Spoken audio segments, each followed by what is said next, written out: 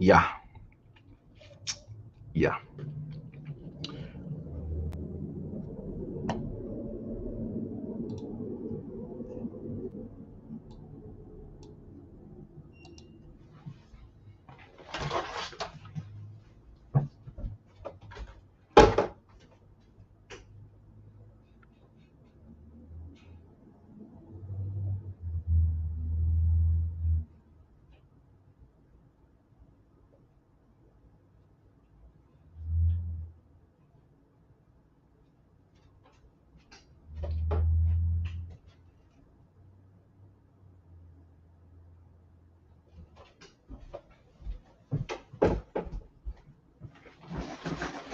All right. So this is yo. What's up? What's going on, man? What is happening? Um, I really, the funniest thing, it. I'm trying to figure out. The funniest thing is that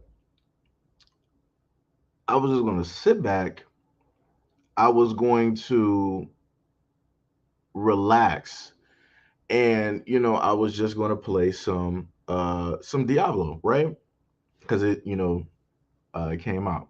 It's what I've been pretty much doing. And I had a conversation just about some hours ago where uh Miss Light, aka Tonda, was sitting up there saying like, "Yo, Seiji, you should sit up there and you should go, live."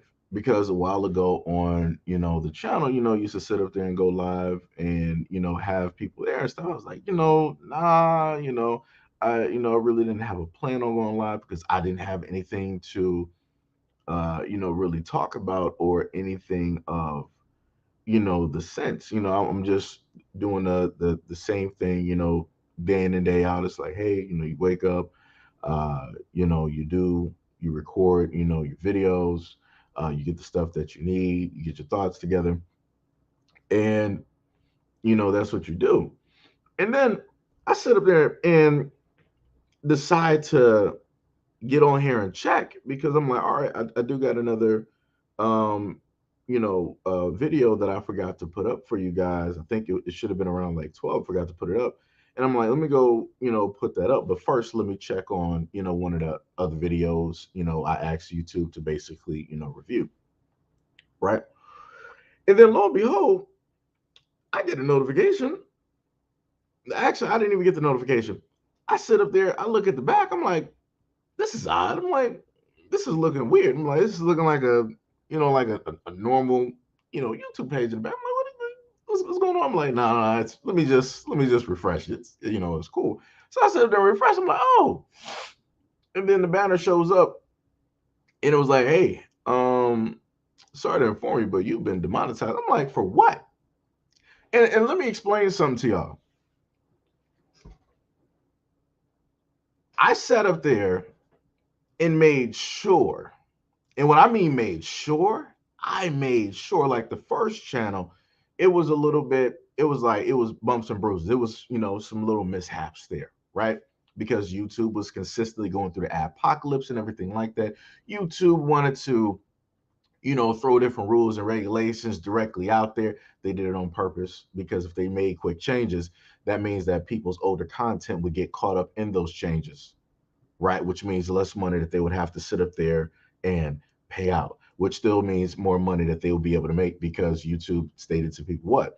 Even if your channel is not monetized, they'll still run ads so that they can sit up there and make money directly off of your channel, even though you can't make money off of yourself, right? So there was a multitude of things, going on. I'm like, you know what? No problem. Let me try to sit up there and play catch up. Let me just try to, understand, right? So left the first channel in a sense, and I'm like, all right, well, we got to sit up there and make a new channel. We're going to learn from the mistakes of the first one, and we're just going to do it the best way we can with the understanding that we have from the past, right? Hindsight is 2020. So then come directly over to this channel,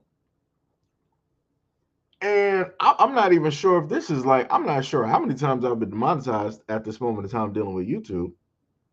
But what I mean to tell you that I made sure that the videos matched up with what it is that they have for their rules and regulations. I made sure of that to the extent of even at certain points, I'm like, yo, I know I edited this video. I edited, words out. I didn't say certain words, yada, yada, yada. I cut out certain segments where you might see something or added a black bar. I actually, I actually made sure, right? And then YouTube, they couldn't get me on any of that. They couldn't get me on, saying anything about anybody. So what they decided to do, it was like, hey, well, let me go to the first image, right? It says, "Hi, SeijiHitoThe2ndComing. During a recent review, our team of policy specialists, I don't know who the fuck that is, carefully looked over your videos." What videos? Specifically, I would love to know what videos did they look over, right? We've looked over your videos of your channel, SeijiHitoThe2ndComing, and we found that a significant portion of your channel is not in line with our YouTube partner policies. So let me just put this one back up there. So I'm just gonna, this is, if anybody would like to throw some support at a brother's way, that would be great. Because I'm gonna let you know how they did this on purpose.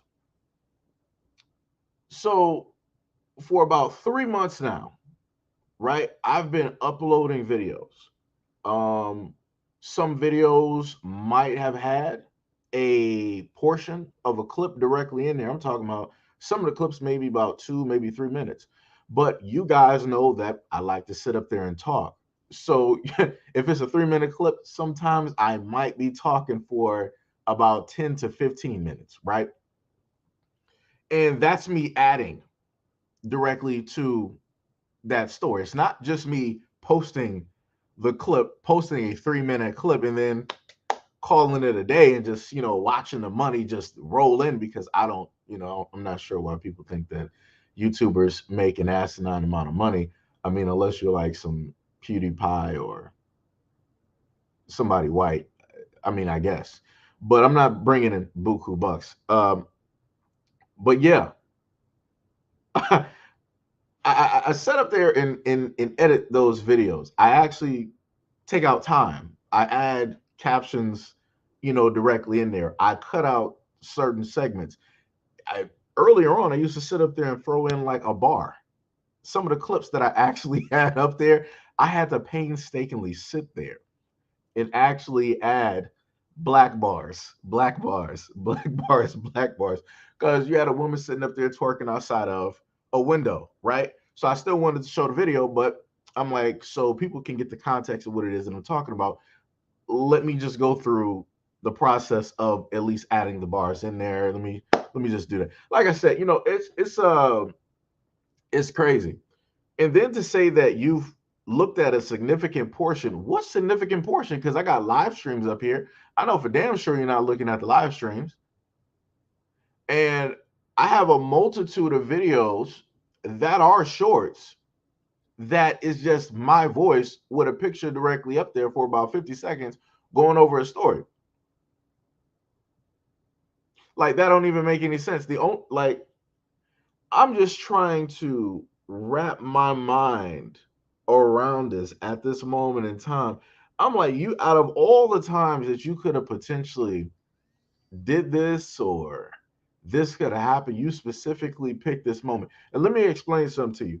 Usually whenever YouTube decides that they want to hit my channel with something, that usually means that there's going to be some type of story that is going to come up.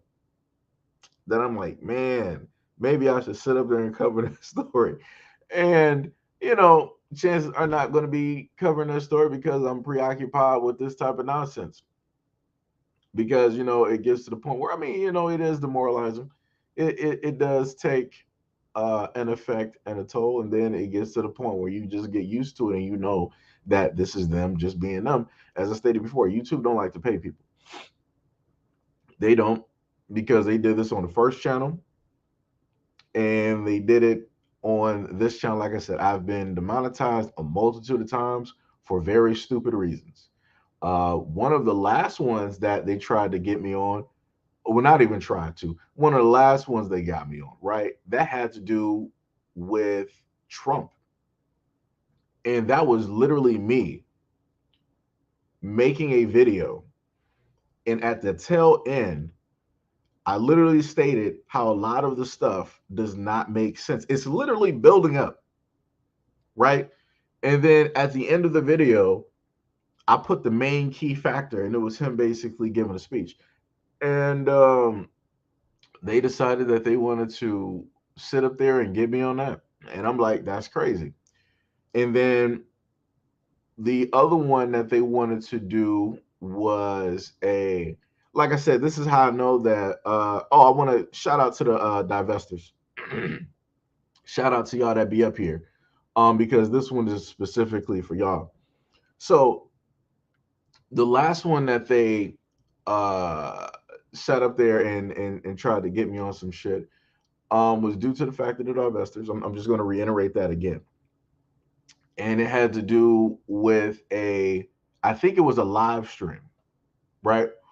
And they decided that they wanted to go out of their way and they wanted to sit up there and flag it as hate. And I'm like, oh yeah. I'm like, that's cute. I'm like, that's real cute. That's cool. It is what it is. Like I said, I don't understand it. I don't get it. Because at the end of the day, if you don't like my content or the stuff that I do, you can kindly and politely just remove yourself directly off of the channel. I mean, it's not too difficult. Um but again, for grown people, I guess it is, which makes no sense. You're grown women, grown ass women, and that's what you want to sit up there and do, right? But you get mad when I sit up there and call out the fact that you have a certain type of hatred or loathing for black men, but yet you still come here. It's craziness, right? So in that video, it was just me going over the fact that you had multitudes of videos of Caucasian males with these black women, and they were doing some stuff that seemed quite crazy. And I'm like, yo, why are y'all allowing this? I'm like, these are the guys that you want to be with. Why are you allowing this image to be directly out there? Right. So they all got together and they decided that they wanted to sit up there and flag that live. And I'm like, wow. Wow. I'm like, kudos. Kudos to you guys. Like I said, the most dedicated ones directly out here. Y'all make sure that you can do everything in your power to destroy some shit. I guess that's the best way to put it, because that's all you are, is pretty much destroyers. So yeah. So those are the two things, right? And now we got this, and I'm like, all right, YouTube. if it's not divestors, if it's not you having a video that I put together and it's specifically stating that the shit is nonsense, and you wanted to try to state that I'm putting out misinformation, no problem. So we move past all of that, and now we're back to ground zero, where you're like, pretty much all I do is I put up videos and I don't add anything to them. All right. So Anybody that wants to clear cut uh support the platform, hey, it is more than welcome. It hey. It is it is more than welcomed. More than welcome. Oh, we got brother Torian. What is up, man? What is happening, man? Um, he said, hold on, let me hold on. And now the policy is about to change starting July, I believe, where you get demonetized, you have to wait 3. Oh yeah, I forgot about that. Let me just highlight that so people can see that. Right. So I'm also highlighting it due to the fact, just in case you don't know about the brother, you can clearly see the name right there, and you can happen to go check out a lot of his content. Just in case if you don't know, if you don't know who he is, go check out his work. Um, that's another thing that I forgot. And that goes back into what I stated earlier, where YouTube likes to make a lot of changes. So as he stated, and now the policy is about to change starting in July, I believe, where if you get demonetized, you will have to wait 3 months to reapply instead of the traditional 30 days. And also to add to that, the reason why they stated that is they was like, well, we have a lot of new accounts out here, and we want to make the transition as quick as possible for those people to apply and to get directly in there and start making money and becoming partners with you, right? That's how they want to jazz it up, right? Like Zatarans. That's what they want to do. But realistically, what they're doing is, if you're a content creator and you've been here for a minute, you've been able to make some little ducats, right? And YouTube is like, well, we don't really have an issue with your content, but we do got an issue, and we really don't want to sit up there and deal with it. So we're going to demonetize you for a stupid ass reason, right? Because this essentially what I showed you guys is a stupid ass reason. And so that they don't have to pay you, they're like, okay, well, now you got to wait 3 months, right? Even if, now let me just reiterate this for a lot of people that don't understand. Even if YouTube makes a mistake on demonetizing your channel off of some fugazi type shit, guess what? You still got to wait 90 days. The only way that you don't have to wait 90 days is if you have a YouTube rep. Obviously, I'm small. I ain't big time. I ain't like, you know, the people in Olympus. I ain't like the gods out there. So I don't have a YouTube rep. So I can't, speed up this process. I don't have links to speed up this process. So that would essentially mean that that is 3 months of doing videos, getting views, and not making money, but YouTube is able to make money. So this is why on a multitude of different live streams, I would harp so badly on the fact, I'm like, yo, if you really love the content creators that you watch, find a way to sit up there and support them. It don't matter if it's through whatever they sitting up there doing. Maybe they got like a pop-up shop, somewhere, right? Maybe they doing some other stuff that's off like platform, that's like a hobby of theirs or something like that, right? Maybe they might be sitting up there streaming video games or something. Maybe they might have a company somewhere else, or like I said, whatever it is, make sure you sit up there and support them, because again, you never know what the content creators have to go through, and what's going on in the background. The only difference is I just sit up there and put all that stuff directly out there.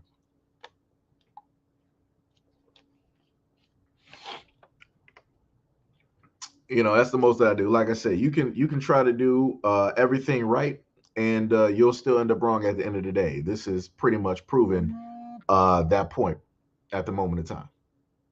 Like I said, I did everything right. Oh, and the crazy part is YouTube, before I got to the point where all YouTube was like, hey, we gotta check every video, we gotta check every video, we gotta check every video. We got some of the videos It was nothing even wrong with them, but they still marked it. And it was like, we need to manually check this video, right? And then they went back and it was like, okay, well, it's not, we found there was nothing wrong with this video. Continue on, right? I got to the point where I didn't have to sit up there and worry about that no more, right? Which means that before this, YouTube had to consistently check my videos for a long time. Which and the funniest thing is those are manual reviews. And I had a lot of manual reviews. And I'm just trying to figure out if you've watched a significant portion of my content, then you would know that I didn't just sit up there and just upload videos and then just said ta-da. It's like, nah, that's not even what it is, which is crazy. Now, I say this. If they try to pull some nonsense where they're like, oh, well, the significant portion of the see, this is the one thing. Let me tell you something. Shorts do not add into that. And I'm going to tell you why.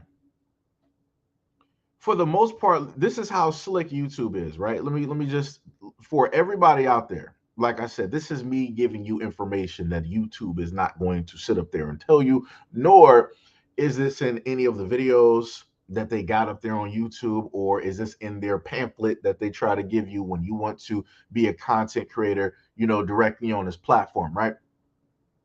So for anybody that wants to make, let's say, like a short channel,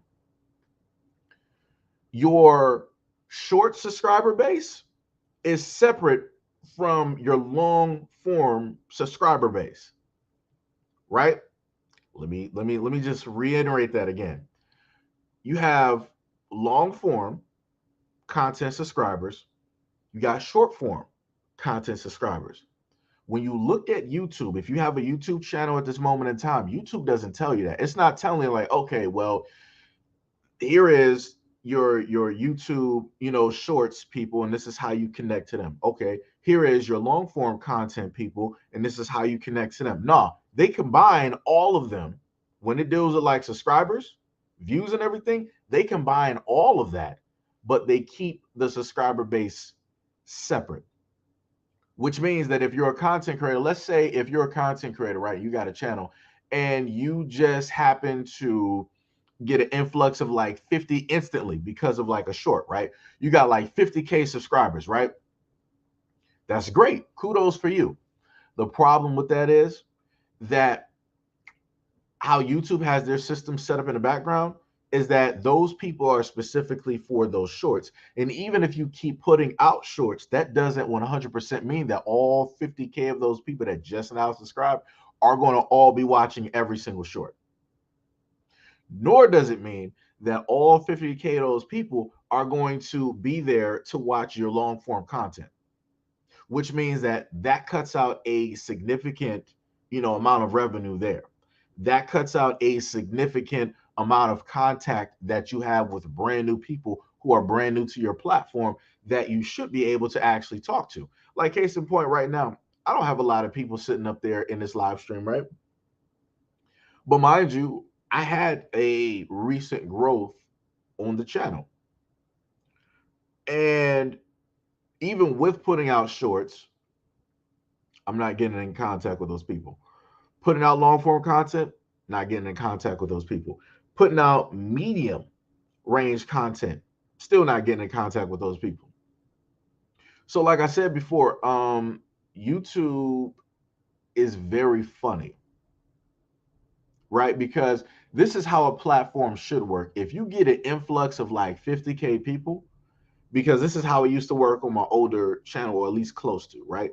On the older channel, if I had a certain amount of people, I would at least see like a percentage, a nice percentage, show up to like every single video, right? When it comes to this channel, not even close. Because if you actually look at some of the content that I've posted, and I'm talking about the normal form content, let me actually just go through this um, real quick.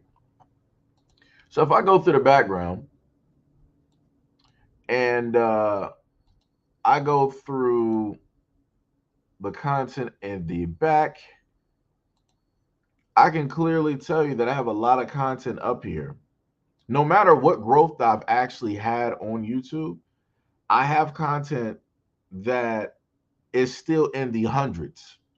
When I mean hundreds, I'm talking about the hundreds. I'm talking about you got some that got 300 views, other videos that got 500 views, 200 views, right? I think I might have still had a video farther back that might have had 130 at a point in time. Yes, another video, 317 views, right? 700,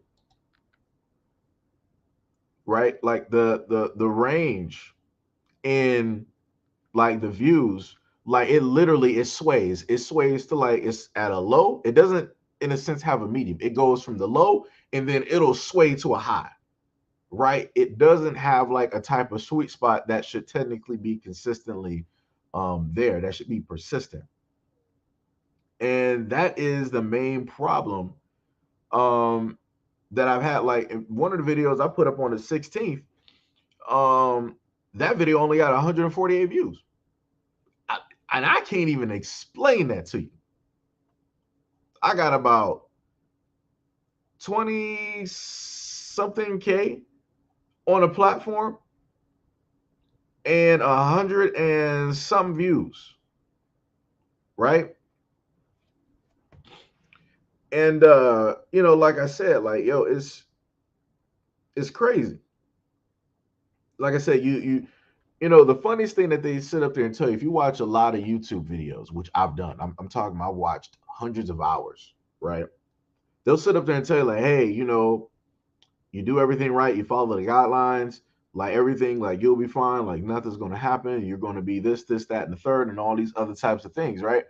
And lo and behold, they're incorrect because YouTube can just decide to be on some BS and they'll be like, hey, yo, we looked at this video. This video ain't sitting with us. We're gonna have to bat back on actually, you know, giving you, you know, any type of funds, any type of money. Um, so yeah, we gonna need you to hold that L real quick. And I'm like, wow. But mind you, mind you, YouTube is still gonna run ads on these videos. Oh man, yo, oh man, oh my goodness. Like I said, I know some I know some of the ones in the background. They sitting in the background like Birdman, like this, ecstatic and happy, seeing me demonetize. Kudos to you. Kudos to you. Like I said, you know, you want things in life, and all you got to do is, you know, pray to the devil, and he'll give it to you. That's all. That's all you gotta do. You know, pray to the devil real quick, and he'll give you all of your heart's desires. If your hate is that strong for a black man, he will help you out. He will deliver you. He will give you purpose. Ah, oh, let me tell you. Oh my goodness. Sometimes you can't do nothing but laugh at certain stuff. Uh, what is it? Lizzie Love said, I'm surprised I got a notification this time. I usually have to go to the channel and see you post. Yeah. Yeah. Yep. The amount of annoying that this is ridiculous. Is ridiculous. Is ridiculous.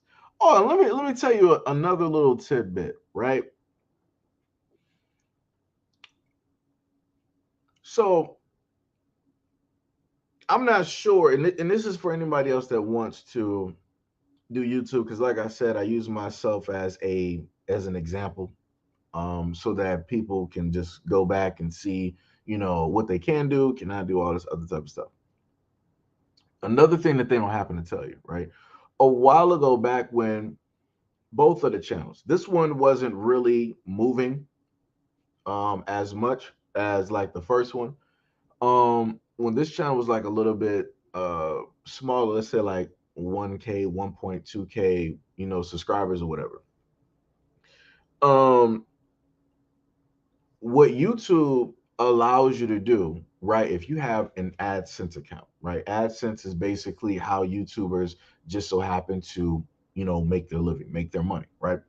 So if you have an AdSense account, what they allow you to do is you can connect your YouTube to that AdSense account, right?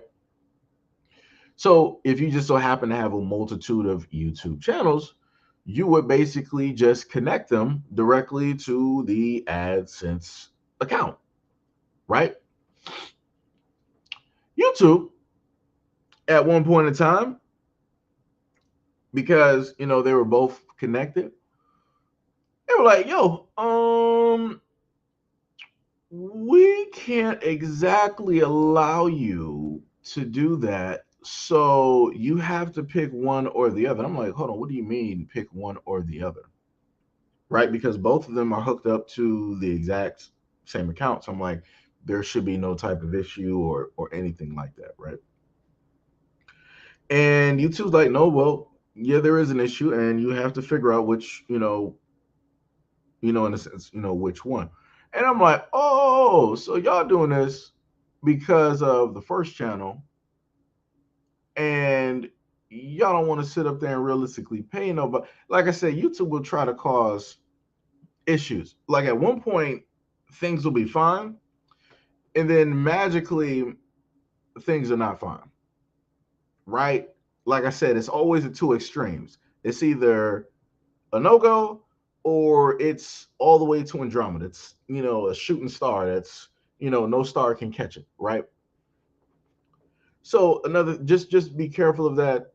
Do research on other problems that YouTubers have had with AdSense accounts and YouTube and all of those great types of things, so that you don't have to deal with anything like that. So just in case you are making money at this moment in time, YouTube won't decide to come around and mess up your shit, right? Because that's the last thing that I want to specifically happen to somebody that is making money directly out here, and you're enjoying it and you love what it is that you are doing. I'm trying to figure out something else that I can potentially list to help people out here. Because other than that, I don't even really feel like even talking about news or anything. I really don't. I'm probably about to just like play some Diablo, some shit. Like I'm highly pissed. Like the amount of pissed that I am right now. Ooh, this is ridiculous. Timothy said they separate everything but giving out one check. Yeah, yeah. Um, yo, what's up, Hack man? What is up? What is up? What is up? Uh,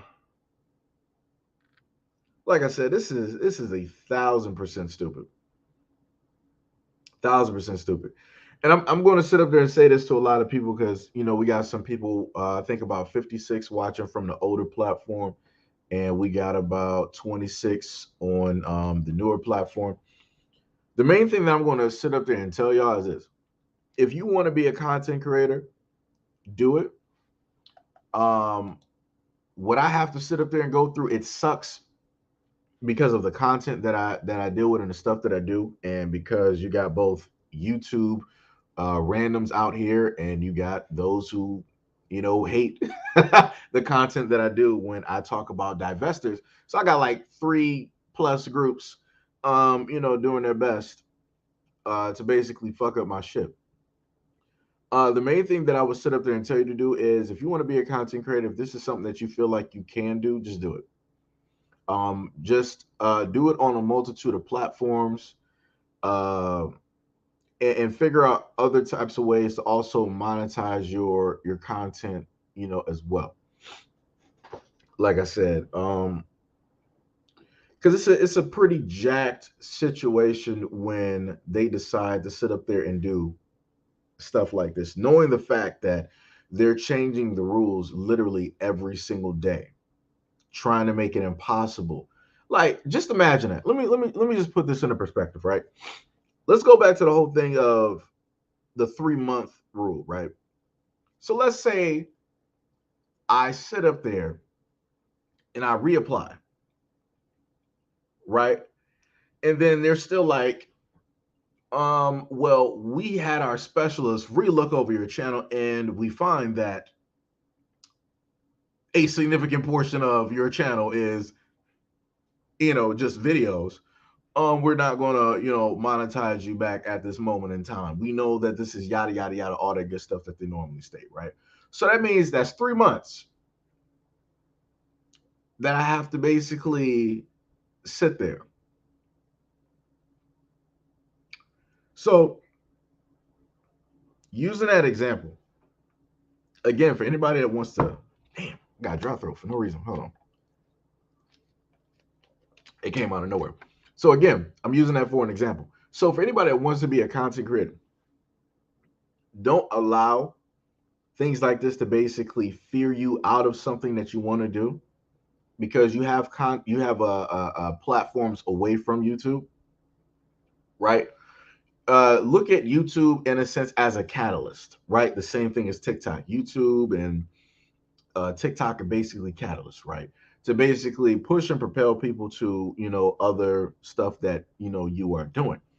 You just have to make sure, again, hindsight is 2020, that you have all your stuff in order so that as your main channels are growing, the other stuff that you got going as well is also growing, that's away from the platform. So even if YouTube decides to do anything like this, it ain't going to push or move or hurt nothing.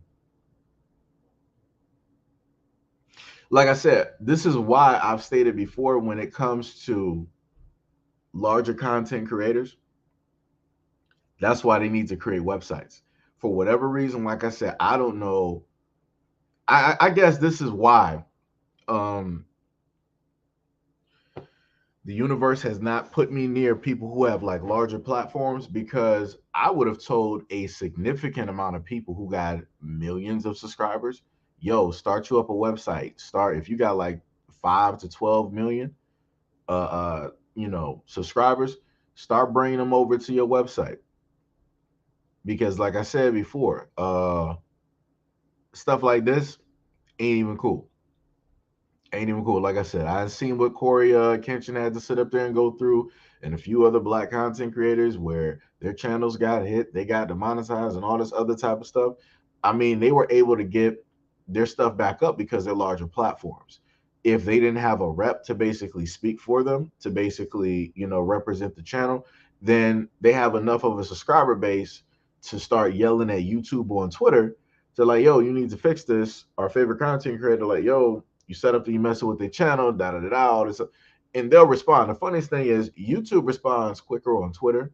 Whoever's running the Twitter, kudos to those individuals, because they actually get stuff done. I don't know who's working on the actual platform that when you send something directly to them, stuff is delayed for weeks, days, whatever it is. And I'm going to state it like that because, as I stated to you guys before, for a greater portion of the time, I had a video. What was it about? Like last year, I did one video, and it stayed in review for almost close to about 2 weeks.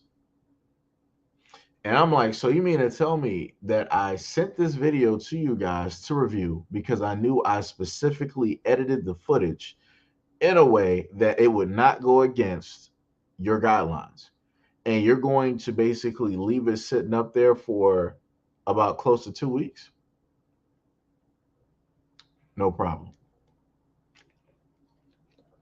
Like I said, I'm just using this as examples, and I'm just, letting people know to have a multitude of irons in the fire, right? Don't let it deter you. Like I said, if you got dreams directly out there, keep going.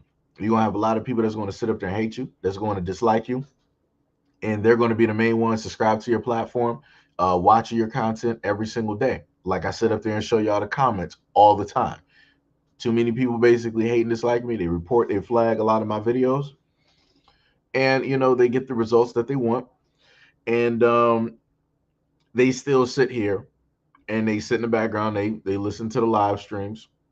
They look at the post. They watch the videos in silent, and they only pipe up when they feel as though that they actually have something that you know they can speak on. But you know, um, let me see. TrainView said YouTube sharecroppers. YouTube does all they can to keep creator shares. Yeah.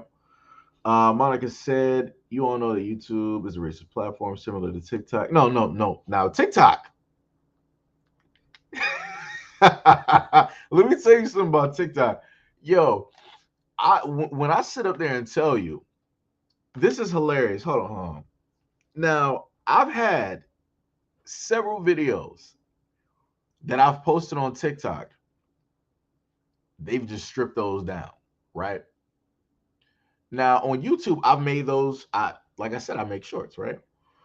So one of them, I thought it was funny because you had these guys. They decided to roll up into a Best Buy, and they wanted to sit up there and try to steal some phones, right? And you saw the guys at Best Buy. They was watching. They already knew what was about to happen, so they was already posted. So they try to grab the phones off of the display and then basically run off with those phones, right? And you just see them. You see the Best Buy employees, like I said, they got the Best Buy has the best NFL defense when it comes to retail, right? And that's basically what I said, when it dealt with the short, right? I thought it was funny. I thought other people found it funny too. TikTok was like, oh, this goes against our community guidelines. What are you talking about? And they were like, well, you're advocating for stealing. What? How am I advocating? I'm making fun of a situation that took place because they didn't get away with the phones. Like I said, now if I was a white content creator or an Asian content creator on TikTok and I made that video, they wouldn't have took that video down and it would have probably got 100 million views. I can promise you. I can promise you. I know TikTok is racist. Beyond there is beyond a shadow of a doubt. I don't even need a light at night to see that TikTok is a racist platform. It's been proven time and time again. All the black content creators that are superb, that are excellent, that are dope, that sit up there and actually bring stuff to the platform, like I said, when it comes to TikTok and dances, black people are the kings. I don't care what nobody else has to say about any other group. Black people are the kings when it comes to dancing directly on TikTok. Everybody else is doing these. I don't even know what's happening. Like, are you actually going to like a party? Are you actually doing that? No, you're not. You're just doing that because it's TikTok, because it's simple and it's trendy and it takes no type of effort. Even if you have two left back hooves, you can sit up there and just do it. Mind you, you got black people out here that's actually doing choreography. Much love and appreciation to Gray for subscribing to the channel. Much love. Yeah, mind you, you got black content creators actually doing choreography. They're actually putting things together. They actually got other people doing their choreography. Everybody is spot on. 1, 2, 3, 4, 5. Like, people are hitting notes. They hitting beats.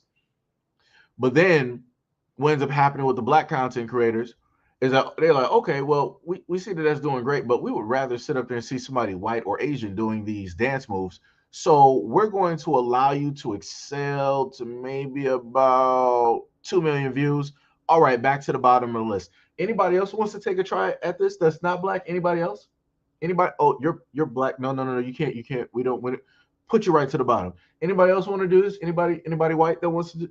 Wait, you're biracial, straight to the bottom. Anybody else that wants to sit up there and try to do the same choreography and this dance, step right on up and we'll give you millions of views, millions of subscribers. That's what they do. If you don't believe me, go look up the black woman who ended up having her work, her poetry stolen.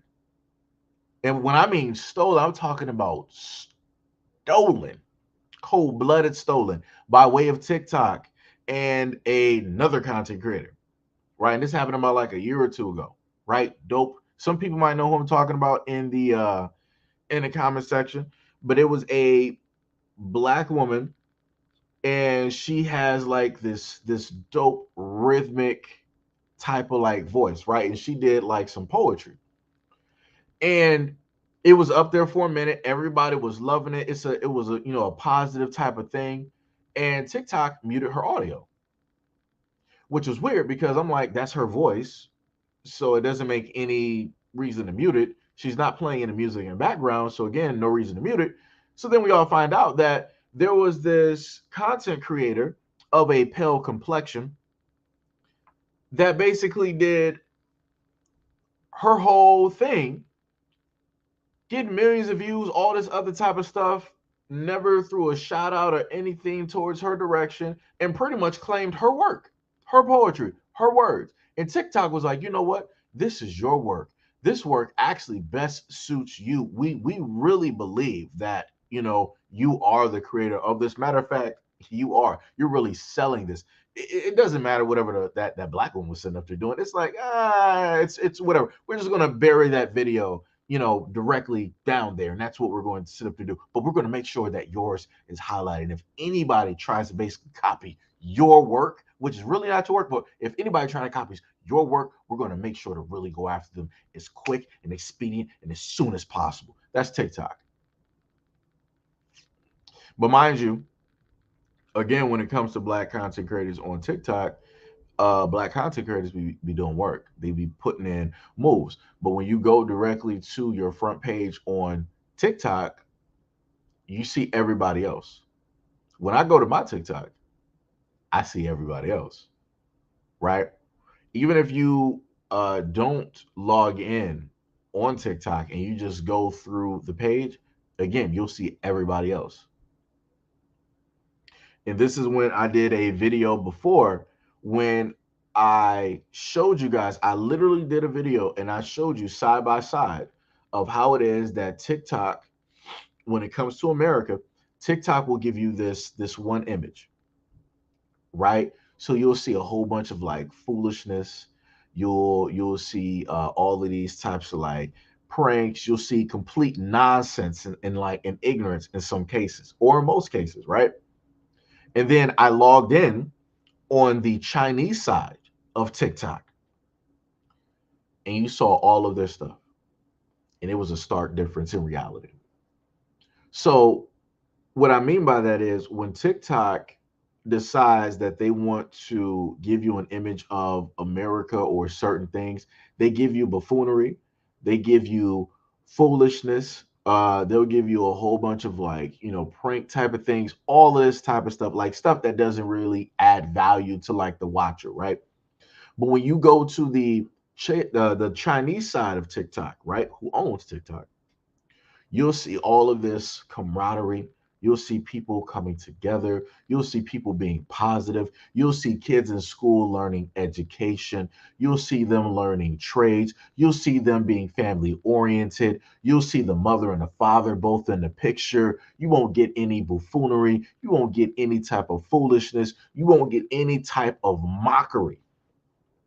You'll see culture. They're putting the best aspects of their culture to the forefront. And I'm like, you know what? I'm not even mad that they're doing that because that's their platform. I'm not even mad. I'm not even mad. I'm not, like I said, I'm not even mad. Like I said, kudos to China. Kudos to those Asian Americans out there. Like I said, y'all doing it.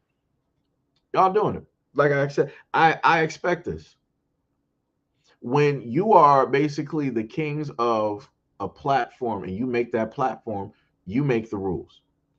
So that means that if you decide that you want to propel whiteness and over anything else, you're going to sit up there and do that. That means if you want to basically push down the more darker complected of your people, you will do that. That means if you want to sit up there and show the best of the best of the best when it comes to your people, you're going to do that. Like I said, I do not fault you for that. Don't have a problem. Like I said, you know what it is. I know what it is. Right? So we have the understanding. And this is when I've done videos before, well, live streams, I'm sorry. And I've informed black people. I'm like, yo, everybody has a platform out here, right? YouTube, that's pretty much European, that's white. TikTok, that's Asian, right? But you don't really have a black platform. You don't really have a black platform that's pop. And like I said, I'm reiterating this because I'm trying to make people understand how crazy that is. Because black people set trends. When you think about hip hop, when you think about music importing, exporting, that's us. The image that you see, that is us everywhere. That's the image that people try to live in their lives. You got people over there in Africa. Also, shout out to the ones in Africa that know what it is, right? You got people over there in Africa. Like I seen a multitude of videos where you got guys in their areas of Africa. They're wearing like the most bogus looking jewelry I ever seen in my life, but that's what makes them happy. And I'm like, yo, so be it. I know where y'all. I know where you got this type of imagery from. I'm looking at the urban clothes. I'm looking at the shoes. I'm looking at the socks. I'm looking at the belts. I'm looking at the jerseys. I'm looking at the t-shirts. I'm looking at the haircuts. I'm looking at the way that you got your hat. I'm like, that's all us. So, like I said, I know where it is that you're sitting up there getting it from. Like I said, if that's what's making you happy, so be it. But my main point is, we are everywhere. That is a unstoppable force. But it's only unstoppable when it is that we allow people to sit up there and charge us up. When we sit up there and allow people to put a battery in our back, that's when we become unstoppable. When it comes to black people starting up platforms, which you've had some black people do, um, they're not as successful as a TikTok or an IG or YouTube, and it's not because those entities are coming against that platform. They're not even looking at that platform. It's because when you want people to basically come to your platform, more specifically, when you want black people to come directly to your platform and actually, be there, black people are the last ones to show up. And some black people in the comment section might know what I'm talking about by black people time.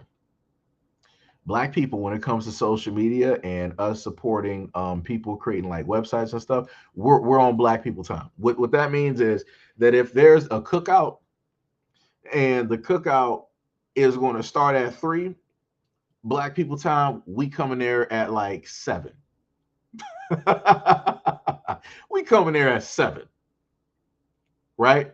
Nobody is actually there on time. I didn't had a multitude of instances where rest in peace to my grandmother, when we would have the normal Christmas like gathering where the family would come through, all the nieces and nephews and everything would come together. We would share in that time. We would be going over like stories. People would be laughing. People would be cheering and all of that stuff, right? Which was dope. And the family would show up on black people time. So Christmas is technically all day, right? And normally everybody wouldn't show up and get together around 6 or 7 because we would also have, Christmas, dinner and stuff, right? So if the dinner was done at about 3, 4, maybe 5-ish, if it was already like finalized and stuff, people ain't coming up until like probably around 7. People ain't really coming up until like really around 7. The only people that would technically really come on time during that would probably be both of my uncles because they were like, all right, well, ain't nobody here yet. I'm about to sit up there and start, get some eating real quick, right? Those would be the main ones, that might show up, directly on time, right? But like I said, it's wait, well, you can't hear me? Wait, let me make sure the let me see. Is this work? Yeah, it is. It's on. Wait, let me see.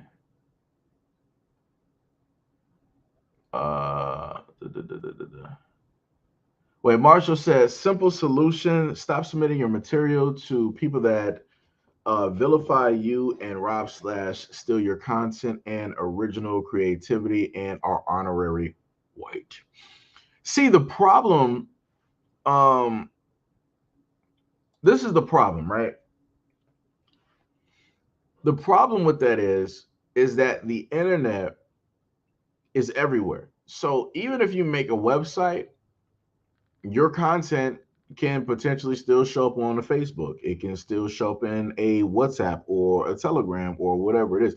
You don't have to be the one to really submit it in a sense. But your content is going to move because that's what happens. Like when people put content directly out there, people put it out there because they want stuff to be shared, right? They want people to, see it. So it's nothing that you can realistically do about that. The only thing that you can do about it is not make content, right? But then if you want to be a content creator, that goes against everything of being a content creator, right?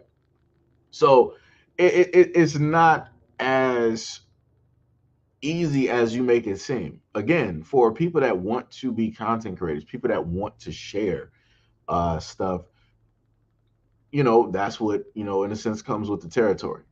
Like it sucks. But this is why I stated again that if we decide at a moment in time, and this is what I'm saying, right? And I gave y'all a video of a black woman starting up a platform for black women.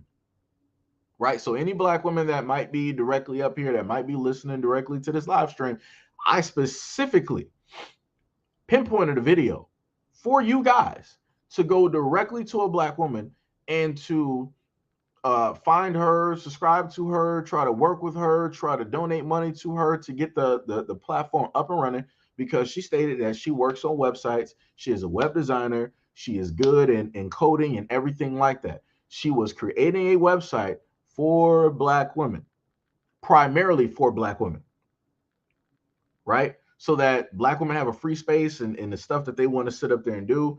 Other varieties up there, as she stated, women of color, they are welcome as well, but there are rules and regulations directly to it. Right? Rules and regulations directly to it. And she specifically stated if a Karen or whatever wanted to roll through there and she wanted to make a whatnot or whatever, she could do that. But again, there's going to be rules and regulations. You will be heavily looked at the moment in time that you decide that you want to leave a comment or that you want to start talking. You will be heavily scrutinized and looked at sideways, and rightfully so. Like I said, this is the main thing that black people have to sit up there and learn when making platforms. Look at what TikTok, look at what the Chinese are doing with TikTok. If you're black and you put some up there, they'll either strip it down, they'll shadow ban you, they'll erase your account, whatever it is. Take everything that TikTok is sitting up there doing and what they do with their contents, add that directly to your platform. Look at what YouTube likes to sit up there and do to content creators. Look at IG. All of those platforms, take all of that and implement that on your platform and point that towards everybody else. Because like I said before, people aren't going to understand how it is to be affected by something up until they're actually affected. Some people might sit up and say, oh, that's wrong to do. You shouldn't sit up there. Well, go tell that to TikTok. They done stripped down almost close to like 10 of my videos directly up there, which is crazy. But it is what it is. IG sat up there and either blocked or stripped down videos that I had directly up there, but it is what it is. YouTube has done the exact same thing to a multitude of my videos over time. It is what it is. All I'm sitting up there saying is, if you are a person out here and you are good at web design and coding and you want to start up your own website, please do so and implement the exact same rules and that all of these other white-owned platforms are sitting up and do the exact same thing to everybody else that come directly to your platform. Heavily scrutinize them, make rules and regulations directly for those individuals and those people. Because like I said before, people are not going to understand up until they are meant to understand. And again, you got to sit up here and Support your own. And this is what I'm going to sit up there and tell y'all. If you make a platform, don't expect every single black person to sit up there and come through and like roll up and be like, yeah, this is no, they ain't gonna do that. Um, a lot of our people are lost and they're quite backwards, which is cool, which is understandable. Like I said, I'm at a point in time of understanding where I'm just going to let people take time. I'm not going to sit up there and continuously like slow down for certain things, but I'm still going to sit up there and continue walking at my speed. Um, you have a lot of people in our community that are lagging behind, and that's because they need the validation of other people in order to have things like be okay, which is crazy. So the reason why we don't got a lot of black platforms out here is because you have a lot of black people. What's stopping them is because they want the validation of other people versus going directly to the source, which is black people in the community, to basically get things moving. And again, I'm not sitting up there stating that you're going to get everybody in the black community to like your platform or to subscribe. Nope. This is how it's going to work. Just like with a YouTube channel. Let me just explain it to you.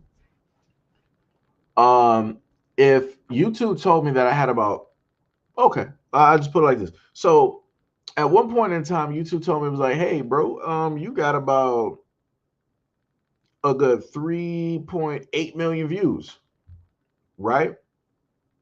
I'm like, all right, cool, no problem. But of those, how many do you really think of those, the 3.8 million, how many of those do you really think are actually black? That's the thing that you got to look at. Because the thing I've noticed is that you will have a core audience. Like I have a core audience. I have people that are pretty much here. If I do a live stream or videos, I have a core fixture. I have a core, the center of my universe, right? I have those people that have always been here that will continuously be here no matter what happens, right? And then outside of that core is pretty much everybody else, right? So let me just for case and purpose, I'm trying to. All right, so I'm just going to use this, right? So my core, right? So this is, I got to step all the way back, right? So this is going to be a representation, right, of the core of the people that I got. This elephant statue, the strength of this vegan right here, right? So this is my core. This basically represents all of the people that are subscribed to the platform, that donate to the platform, that are pretty much there consistently or when they can be, or more than likely have also been here since the very first platform. This is the representative of that. So then, right? So that was just that was that small core. So to put that into perspective, now you got to deal with the house. The house is basically what encases the core. So when you think about how that core looked in comparison to the house, it's not large at all. But that core is the one main thing that allows certain things to keep going. They keep in a sense a reminder. They keep certain things healthy. It gives off that certain types of energy. It gives off that heat. Stuff like that. Right. The outside, it takes that heat. It absorbs that it doesn't give anything directly back. So that's basically what I'm saying about that example for the 3.8 million views, right? A lot of those are not even black people. But if this platform was to get large enough, right, then and it started getting like eyes from like different areas or whatnot, then you will start to see an influx of black people basically showing up here. But due to the fact that that is not the case, you got an influx of everybody else rolling up to the scene because everybody else has to basically make it popular in order for the rest of black people to basically come up and start supporting, which is sad. which is, like I said, it's, it's a pretty sad thing. It's a pretty sad thing. Um, like I said, let me see. Uh, let me see. Steve said, you still celebrate that demonic holiday. Look here. If we decide at a point in time that this is something that we just do because we're with family and we celebrate family, then it is what it is. Like that's what we're going to sit up there and do as a family. Um, like I said, I'm not going to sit up there and harp on people. Like I said, I used to be at a certain point where I would sit up there and harp on certain stuff, and I get it, right? You got the information, you got the knowledge and stuff, and you're aware of a lot of things, and you're like, all right, now let me inform other people. Ill Vincent, much love and appreciation for subscribing to the platform. Uh, and now you want to inform a lot of people of the information that you got. I'm like, I get it, I understand it, but at the same time, you also got to realize that people are going to move directly on their own time. Like I know about pagan holidays, I know about all of those other great things. That's cool, that's great. Like I said, I'm still going to sit up there and do it in my own way. If this is the main way for my grandmother to get people together, and well, at least during that time, so that she can sit up there in at her old age, so that she can see like the her grandchildren, then so be it. So be it. Because let's be real, how many black people actually have family reunions? Let's just, because we, since we want to, put certain information out there about celebrating certain things. How many black people actually have family reunions consistently throughout the year, or family gathering and cookouts? We don't. And I'm talking about on a broad scale. I'm not talking, if you're an individual, that's great. Step your individual ass directly to the side. I ain't talking to you. I'm not talking about you. I'm not talking about your friends. Not talking about your family. If you are the type of person where y'all do this monthly, every 30 days, or every 2 months or 3 months, or periodically throughout the year, I ain't talking about you. Step directly to the side.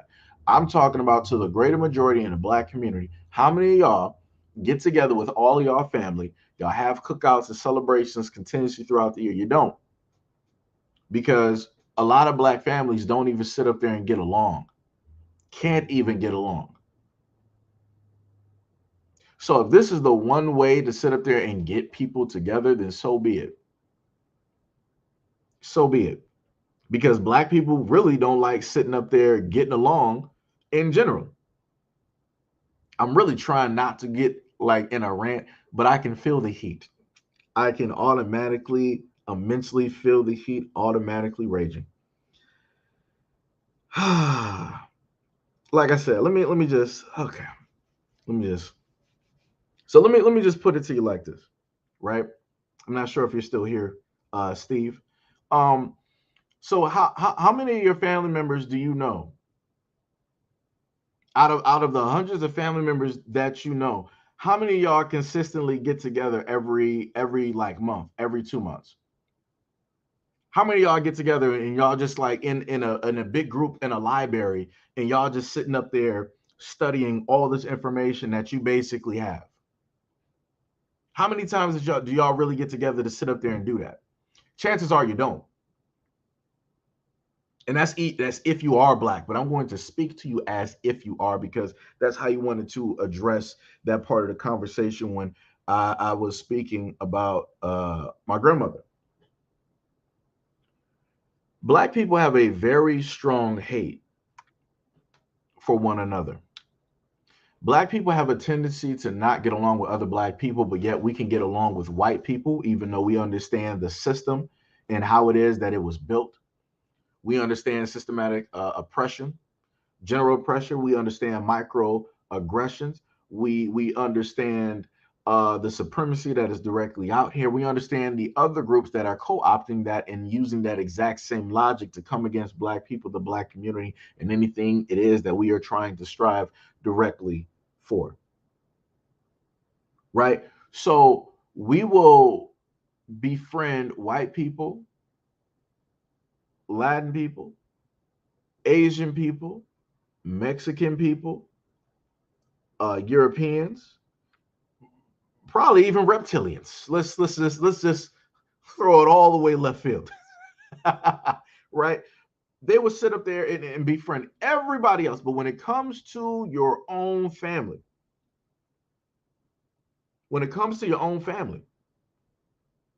no support, nowhere to be found. Steve said, sorry, we don't. And that's my point. That's the main point. Like I said, there's so much infighting in all of these other issues that Black people have that we can't even sit up there and get together and formulate a plan. Like you've seen so many people, like I said before, and I showed y'all the brother before in the live stream, Brother Ben X. There's a lot of brothers in the Nation of Islam that are doing excellent things, and especially the young brothers doing excellent things, going on podcasts and forming people and all of this other type of stuff. Again, just like Steve has, as he's presenting himself, Steve has a wealth of knowledge, right? But the problem that comes through with that wealth of knowledge is that when it's directed at our own people, we have a knack of it's a type of way that we speak, and I get the way that we speak because I've done it a multitude of times. I'll do it when I'm angry. And I'm not going to sit up there and backtrack or anything from that. I do it quite a bit. When I'm angry, I will sit up there and do it. And I really will. Because it comes to a certain point in time where if you're talking to full-fledged adults, a lot of y'all got family, a lot of y'all married, a lot of y'all might be divorced, a lot of y'all got kids or whatever your situation is. It comes to a point in time where people can't sit up there and be talking to you easy. Because you obviously been talking, got talking too easy your whole life. This is why you're in the circumstances and the predicaments that you're clear cut in. This is why your life situations are the exact way that they are. And this is why the Black community is the exact way that it is. Because nobody is really out here talking to Black people. It's like, yeah, at one point, yeah, we want people to sit up there and talk to us nice because we've had to sit up there and face and deal with a lot of shit. But then at the same breath, Black people need to get kicked in the ass quite a few times because like we still making the same mistakes, the same errors time and time again. And then we want to sit up there and boohoo and cry and say, woe is me. That don't make any sense. Like I said, for both Black men and women, if you out here, and let me reiterate myself again, so some of the dummies in the back, because I swear to God, if I see a comment up here, I will sit up there and go off on you. So for the dummies in the back, if you got 7 kids, and you decided, and let me reiterate, for men and women, just in case you're deaf, dumb, and blind, for men and women, if you're out here procreating, and you got 7 kids, and you talking about woe was me, or you crying about child support, yo, motherfucker, that is your fault. Stop slinging dick around. Stop, spreading eagle. Stop having your legs open, flying like an eagle. And running into every Tom, Dick, and Harry directly out here. Like I said, I need people to start being accountable for the shit that they are sitting up here doing, out here. Right? Like I said, you can't talking to people nice does not work. I've seen it. It doesn't. And this goes right back to what I stated before when it dealt with what Steve stated about, me celebrating the holidays again. If that was the way for us to basically get together, then that was the way for us to get together. Guess what? Well, since my grandmother is no longer here, everybody lost, all of that, to basically get together as the whole of that family to come together during holidays. So that is no more. Do you see what I'm talking about? Because a lot of instances when it comes to Black families, there's that one thing that basically pulls everybody together in order to come together. for years, for the longest, you know, walk throughout my life. The main reason I saw a lot of my family was due to the fact of my grandmother was a staple, right? Everybody loved her. They wanted to, see her. She always, cooked for everybody. We would always have like Sunday dinners and stuff like that. She would be cooking. Everybody would come over to eat. So you would have my cousins, when they were younger, they would all, come over. Oh, we about to go over grandmother's house, like, because we used to live two-family flat. So if they would come over, on the weekends or whatever, and they would be there. My grandmother would sit up there and cook, big dinners. So they would come from upstairs and they would come to the house and they would get their place and everybody would, sit up there and eat and probably, watch some stuff or whatever it is. Like that's what it was. Right. So because of those memories and because of those experiences that they had, they wanted their children to have those experiences, right? The same experiences that they have, even though it's not the same, they still wanted them to have that. And then they themselves wanted to still live in those same moments that they had, knowing the fact that her time is coming to an end. So because that staple is no longer here, people are like, well, there's no reason to sit up there and still come together as a family. But mind you, if you look at white people, they'll still, no matter what happens, they'll still sit up there and come together. They'll still have functions. It don't have to be necessarily a cookout, but they'll still have functions. If you look at the Latin community, they got functions all the time. It don't matter if it's family oriented or it might be community oriented. You could be somebody coming directly off the street. If they see you, it's like, yo, hey, Papo, you wanna something? Yeah. And they'll call you over to come get a plate. Because they see you, they automatically like, yo, you family. It's like, I don't even know you, but you family. Yo, come over here and get a plate, man. We over here cooking. Right? This is what a lot of other communities do, but this is not what Black people do. And this is again why Black people are falling short. This is why Black people don't have that togetherness. This is why Black people don't have that necessary support. Even when you try to drive people to basically support, this is why nothing happens. Because if we're all to sit up here and be honest, and this is me, as bare and as naked as I can sit up there and be, right, on social media, if we are all to sit up here and be honest, do we really sit up there and spend a lot of time with our families? No, we don't. Because even if you could say at this moment in time that you do spend time with your family, take a specific look at your life and look at how you manage your time. And I promise you, you can still find more ways on how you could have spent more time with your family. You could have had more meaningful engagements with your family. You could have formulated better bonds or relationships with your family. Nobody is out here literally doing the 100% with their family every single day, every single time. Again, theoretically, that is impossible. You're not going to be able to do that 100% of the time because you have your own life, right? You have things that you want to do that's, opposite or, completely separate from the family. But again, all of the things that you want to do versus the things that you need to do. Family is a necessity, right? Family is the thing that has shaped us.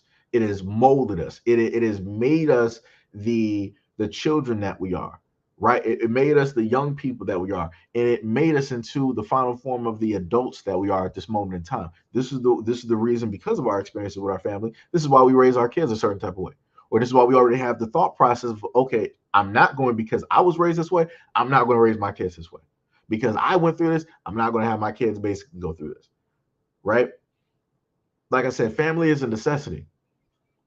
And if you look at social media, if you look at everything that is taking place, there is a clear-cut attack on family that is transpiring, that is happening.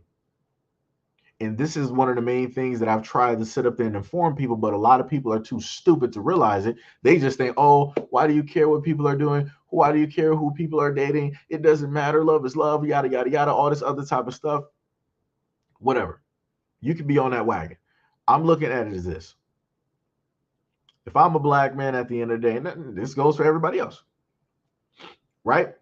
And oh, let me reiterate this because it's going to come to this certain point in time because I don't want YouTube to basically look at this live stream and then somebody report and say, "Oh my God, he's preaching hate. He's doing this. He's doing. Oh my God, what are we gonna do? Because he's attacking our interracial relationships. Oh my God!"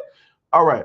So YouTube at no point in time is this preaching any type of hate, any type of bullshit of what it is that you feel that it is that I'm stating, so that you can try to hit me again with the demonetization or whatever the fuck that you decide that you're going to sit up there and do. Like I said, I've done this for like too many videos. It's tiring.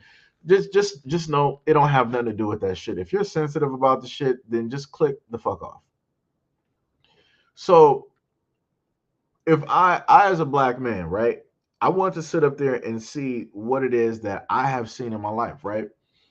I've seen my uncles married at one point in time. I've seen my uncles with their black kids, right? Being around them, raising them, being fathers. I've seen black men in my community. Shout out to Mr. Thomas. Shout out to Mr. Satima. Shout out to Mr. Roosevelt. Right there's a multitude. I can't think of my friend Eric. I forgot his dad's name. Mr. Dinkins. There's a lot of black fathers out here. Like I said, I know a lot of brothers out here that have fathers in their lives. So when I sit up there and look at that, for me, that would be something that I would want to sit up there and emulate, right? I want to sit up there and do the same thing that I've seen my friends' dads do, right? Because I was blessed enough to actually be around them and also be around their families to see that whole dynamic, right? Because, like I said, I come from a single parent household, right? But I was blessed and made the right choices in life to have friends, to have males, right, that have their fathers in their lives. So I can basically see how this works. I can see what to do, right? I at least have some type of a blueprint. I have some type of light on the road so that I can be like, all right, I got a sense of what it is that I should do, right? Because that's my black son. He's me. I am him. So I can lead him, directly on his way. I can tell him specifically, what to do, right? So again, that's something that I would want to sit up there and emulate for other people that have, kids by other ethnicities. That's cool. The problem comes in is that you only got one portion of the book. Just like your significant other, this goes both for black men and black women. You as a black individual have one half of the book. Your significant other has the other half of that book, right? Technically, together, it's supposed to make the full book, but it doesn't, because there's a third book that you don't even know or understand of, right? And it deals with that child because they're biracial, which means that they are from two groups that came together into one child. So they now have to sit up there and try to walk the world in this image that was created for them by that union. And they don't have an understanding of how it is that the world is going to see them or determine who they are or how the world may accept them, may not accept them. Like I said, you, the parents, may accept your child because of that union. That's great. But that don't mean that your family is going to sit up there and accept that child. That don't mean that y'all families ain't going to sit up there and treat that child negatively or in some type of way, throw some types of jabs or slights directly at him. That doesn't mean that the world is not going to try to negatively impact and affect that child. Again, there's a lot of things that y'all as parents are not even prepared for, that there is no book to. Because again, you're not of that experience of that child. That child is walking out there alone. You gave them something, but they're still walking out there alone. And like I said, a lot of y'all too thick-headed to understand that. A lot of y'all too thick-headed to understand that. And I'm talking about for the black people out there. Because some of y'all the main ones that be hooping and hollering directly online, praising and preaching for any and everybody who is going directly into other relationships versus being with their own people, which is crazy. And I'm stating this due to the fact of a community effort, right? Because let me put it to you like this. If you got men from other nationalities coming in, being with black women, are those same men going to be fathers to the other young black boys directly out there, the other young black girls directly out there? No. Who are they going to be worried and concerned with? They're going to be worried and concerned with their own seed, of which they created, the part of their DNA, the child that came directly from the womb of that woman. Right? To the other side, for a lot of the black guys, do you think that your significant other that is of another relationship is going to 100% care for any of the other young black boys or the young black girls directly out here? No. She or whatever that individual is going to clear cut be worried about what it is that she birthed, right? She's only going to care about what it is that she carried, correct? So none of these individuals from these other ethnicities are going to really do anything or technically add anything to the black community. The only thing realistically that is going to happen is that stuff is going to get taken away, meaning resources, meaning money, meaning any type of wealth or anything like that is going to go directly back to their families. So if you're a black woman, you're with a significant other, after you're gone, all of your money is with whoever that is. Look at rest in peace to Tina Turner, her significant other. To from what I can remember, let me make sure.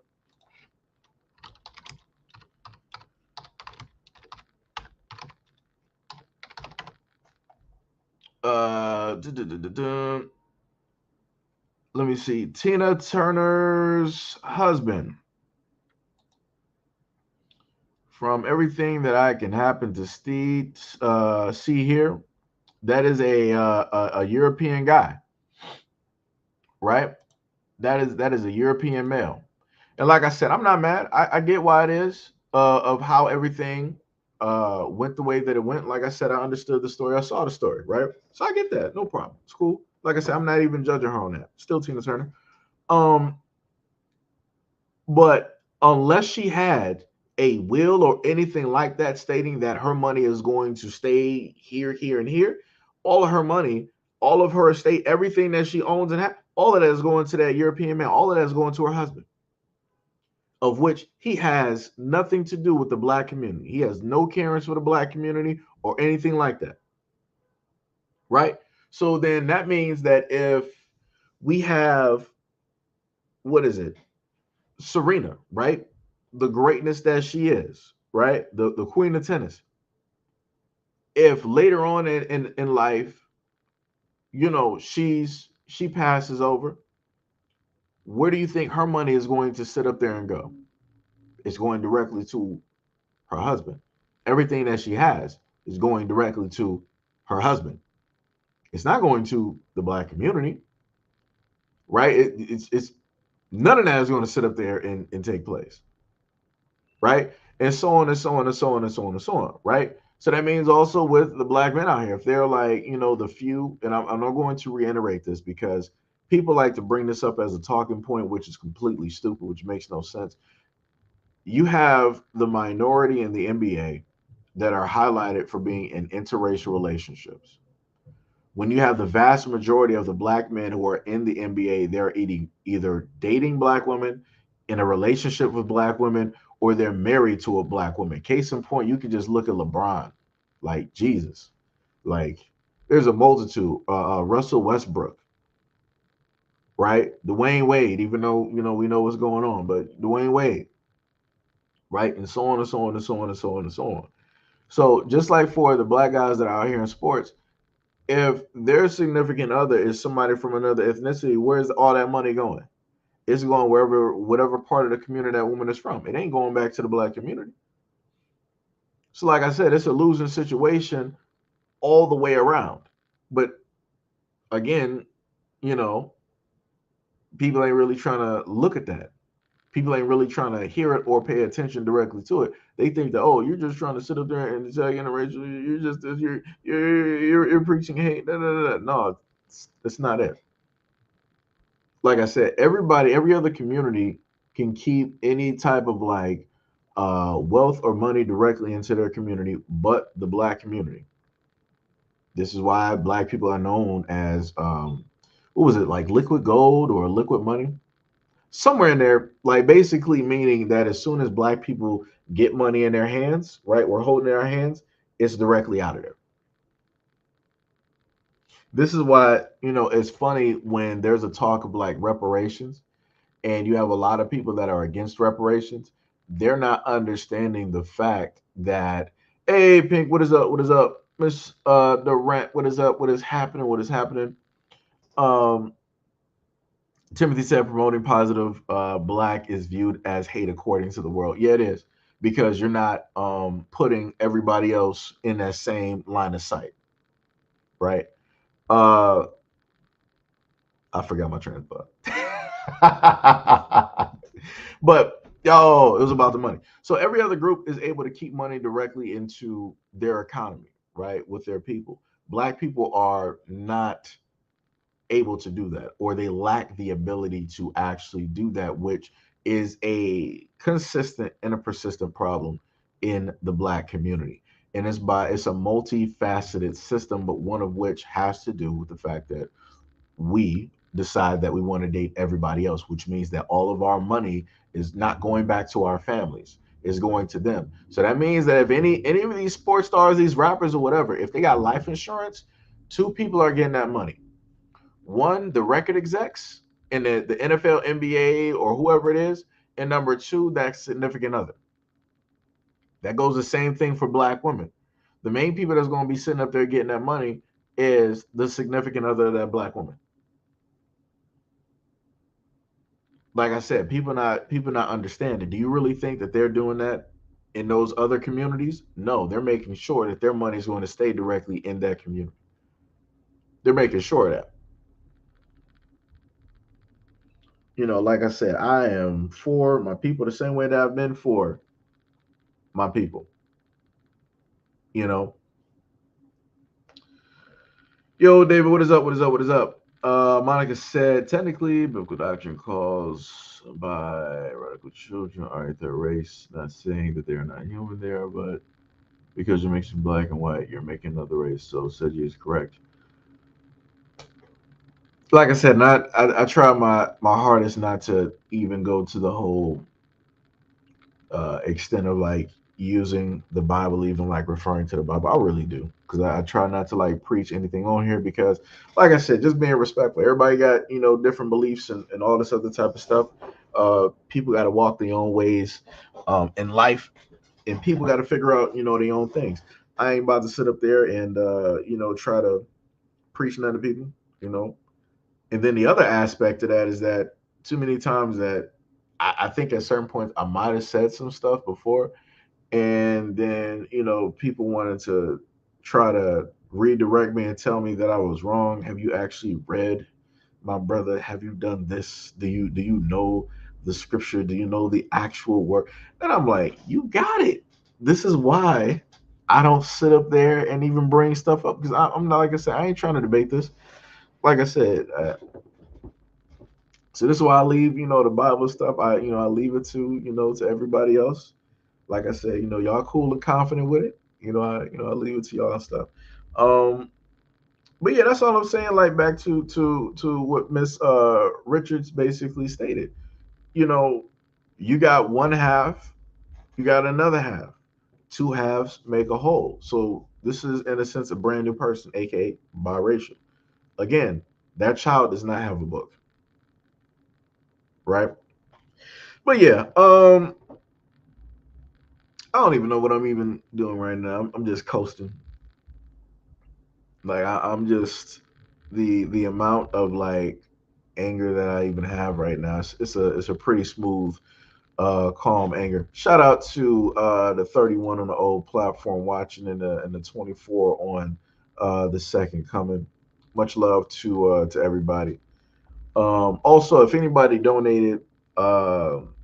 by way of the support pages up there, the PayPal or the Cash App. Much love, respect, and appreciation. Also, to anybody who is a member of the channel, that also means that nothing should, as of next month, or however they decide to sit up there and do this, because let me let y'all know something.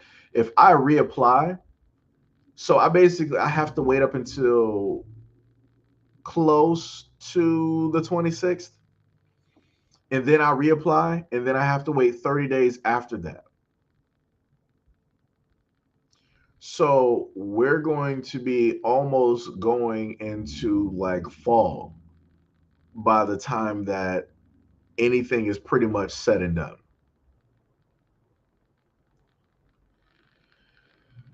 Oh man, like I said, if it ain't one thing, it is another. It is another. It is another. Yeah, yeah. That's the crazy part. So it's not like I can just immediately just like reapply. I gotta wait. I have to strictly wait. And then I have to wait again. Because I guess for whatever reason they're like, oh yeah, we have to like, really go through the channel. I'm like, dog, I've been doing this for so long, for at least a few years on this channel now, for y'all to sit up there and be like, oh, you know what? A lot of your content is this, that, and the third. Where? I got some content up. Like I said, I know I'm about to be farming on Diablo today. Let me tell you something. Ooh boy, I might be farming on some Diablo today. That's what I'm probably about to do. Miss Richards said, I only said that because people would try to say that you're being mean and hateful, when I just wanted to back you up by saying that it's not being hateful. It's actually a biblical doctrine. No, no, no. I get what you're saying. No, no, no. I agree with you. I trust me. I am not disagreeing with you. I completely understand what it is that you're saying. I completely agree. Um, Ms. Durant said, "Go get you something to eat." Don't I got something to eat here? Yeah, I still got some leftover shrimp pasta that I made. I still got some leftover. That's probably what I'm gonna be having like the rest of this week too. I'm gonna have that shrimp pasta, and then I'll probably like figure out like something else to sit up there and make or whatever. But yeah, like I said, this is crazy. Like I said, I wouldn't have to deal with this if I was like an actual like larger platform. Like let's say I had like 100K plus like views, and not views, like subscribers and shit. Technically, I do. If you add up the first channel and then you add up the second channel, I'm well over 100K. Um, but yeah, I can't really get in contacts with that. With everybody and whatnot. Antisocial says shrimp. Yeah, yep. Made shrimp pasta about last night. What was it? What it got?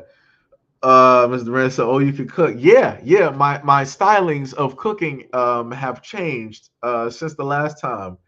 I showed y'all that video of my salmon and stuff, and y'all were like, "Yo, man, the salmon look done. Where the seasoning? What the seasoning?" I'm like, well, I ain't trying to deal with high blood pressure, so we ain't gonna be really putting a lot of seasoning directly in there. You ain't about to see me at the doctor with like swollen ankles and joints, having gout and stuff. I ain't doing that. I'm good. I'm good. If that means that some of the stuff that I have don't have like a lot of seasoning, I'm good. I can deal with that. I can. It's good to me. Like I said before, hey, I've noticed. I'll tell you this, because I'm thinking back to the comments that a lot of people stated when I was doing those videos. Um, I'll tell you this: after you sit up there and eat something that doesn't have a lot of sodium in it, let's say you eat like you have a very low sodium diet, right? You do that for about 2 weeks. After you do that consistently for a portion of a month, you go out there and buy some fast food, you're going to be able to taste the ridiculous amount of sodium that is in all of the stuff that is out there. And you're also going to feel it too. Right now, you don't feel it because your body is used to it. Your body's like, oh, okay, this is the normal like level of sodium. It's like, all right, this is what we're back used to, right? But then when you start to take a lot of that stuff out, your body's like, yo, what's happening? Like you start to feel sluggish. You don't have like that energy because your body's having withdrawals because your body is used to a certain type of thing, and now that you're not giving it that thing, the body has to now have the natural resources kick in, which normally what was not kicking in or it was kicking in very little, right? So those are the things that transpire and that happen. Derek said, "Why is YouTube demonetizing you again?" Um, they said, let me put up the image for you. Hold on, I got you. Let me go. Let me hit this. So this is what they decided to state, right? Um, YouTube was like, well, we're not going to have you specifically monetized due to the fact that all of your content is you know it is what it is. You know, well, in their case scenario, right? They're doing the ambiguous treatment. So they'll do two things. They'll be like, okay, well, a portion of your content is like we find that it's not directly edited in a certain type of way where we feel that it's transformative. Or then they'll be like, well, we found that your videos are offensive to us. Now, my main thing is this, because this one right here is technically a little bit different, right? Because I've received these quite a few times. So if I were to go through my channel and I look through, I got about, I think they said like about like 2K videos as of like a few days ago directly on this channel. I sit up there, I look through my channel and I'm trying to find out. They said a significant portion of your videos is not in line with our YouTube program policies. So that can I'm gonna point to more than likely what it is, right? So I did videos informing and stating certain things, right? Now, as you guys know, now let me just make y'all understand something. YouTube tried to basically get me on the first platform. Let me tell you how jacked up YouTube is. And I have to reiterate this so I can let people actually like understand some stuff. So on the very first channel, I'm not going to say what the group is because they're still existent. They're still allowed to be here. They're still doing the things that they're still able to do. And they're also considered a protected group. And I only learned this due to the fact of YouTube basically telling me that they're a protected group. So I did a video, and that was literally the one time I did a video where I put two pieces of separate videos together and I allowed the video to basically speak, right? What I do on this channel more than anything else, I try to sit up there and advocate for the kids. I try to put out these videos, try to inform the parents, try to let other people in the community basically know, hey, this is what teachers are doing. Hey, this is what cops are doing. Hey, this is what judges are doing, and all this other type of stuff, right? So when I had a video like that and it was up on a previous channel, automatically YouTube made sure to hit that one. And the funniest thing about that is that YouTube decided to hit me directly on that. But yet the footage that I got is still up on YouTube as we speak.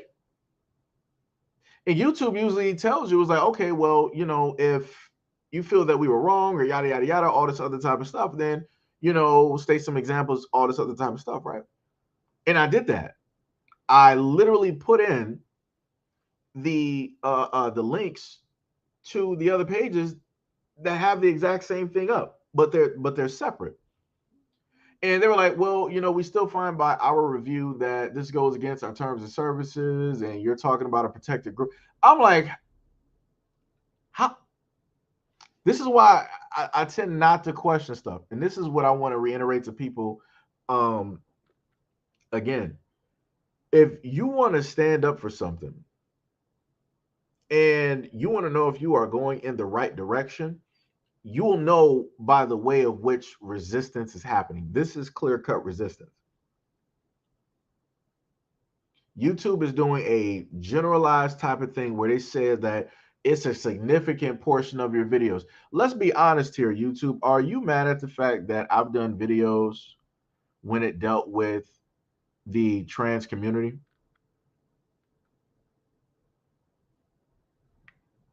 Is that what it is?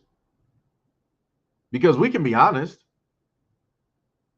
We can be honest. If that's why you are basically flagging the videos, you could easily sit up there and state that. But you're not stating that. Is it due to the fact that I've done videos specifically pertaining to people in the LGBT? If that was the case, then you would say that a lot of my videos are attacking somebody who is a protected group. It's not that. Is it because I've done a few videos up there talking about interracial relationships and different things of the such, but I was doing it in a way that had nothing to do with hate? It's not that, because you got me on that before and that's not what you stated. Are you doing this because I'm going talking about like white people in a certain type of way? Nah, because I ain't really sit up there and say nothing. And then if we really want to sit up there and get down to it, I can bring out that book of definitions like I had to before. Or I can start bringing out statistics like I did before, and we can go over who the mass majority is that is doing the crimes out here. So it's not that. Is it the videos that I've done on black women and showing the uncouth behavior that is taking place? Because I'm trying to make it a point to say that, yo, we got shit out here that's taking place, and all anybody is talking about is just black men doing it, but yet you got black women doing the same behavior, if not worse. Like the woman that wanted to get her boyfriend killed by her two brothers. Yeah, yeah, it's crazy. So it can't be that. So because YouTube can't specifically point out and determine something, they want to generalize and state that, oh, just in general, it's these fields of videos that we're not really sure of, but it's these field of videos here that you don't even know if these are the videos or not, but it's these videos here. That's the reason why you're demonetized.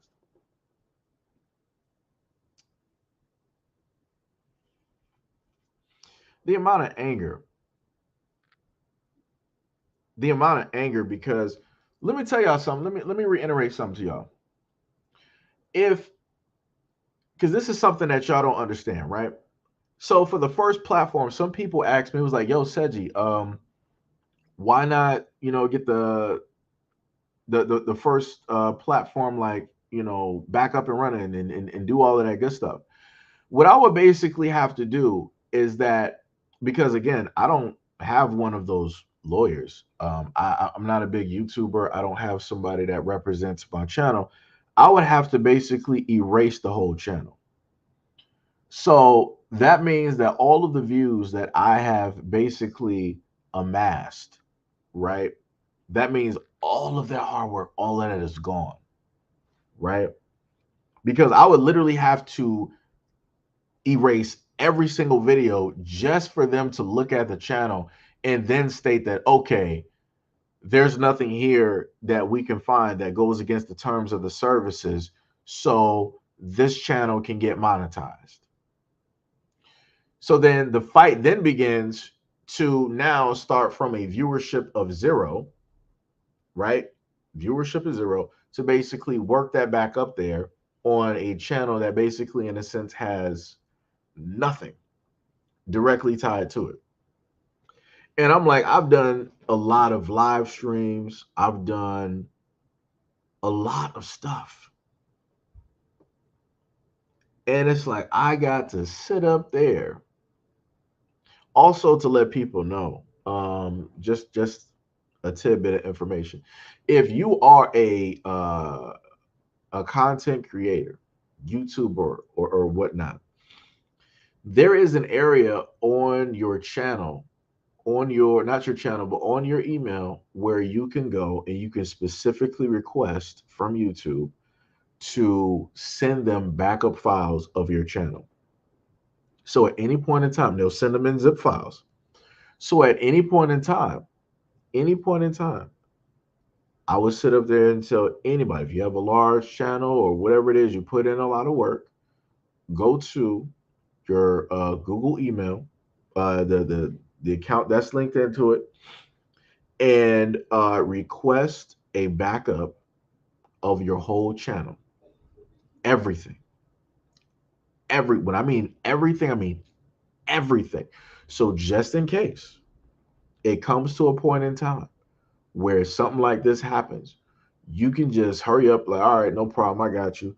Let me just sit up there and just erase this, and then let me, just sit up there and do this again. Right? The only reason I haven't sat up there and done it is due to the fact of memories is not exactly the word. There's a certain word that I'm looking. It's not nostalgia. I can't think of the word. It's killing me right now. But yeah, that's pretty much it.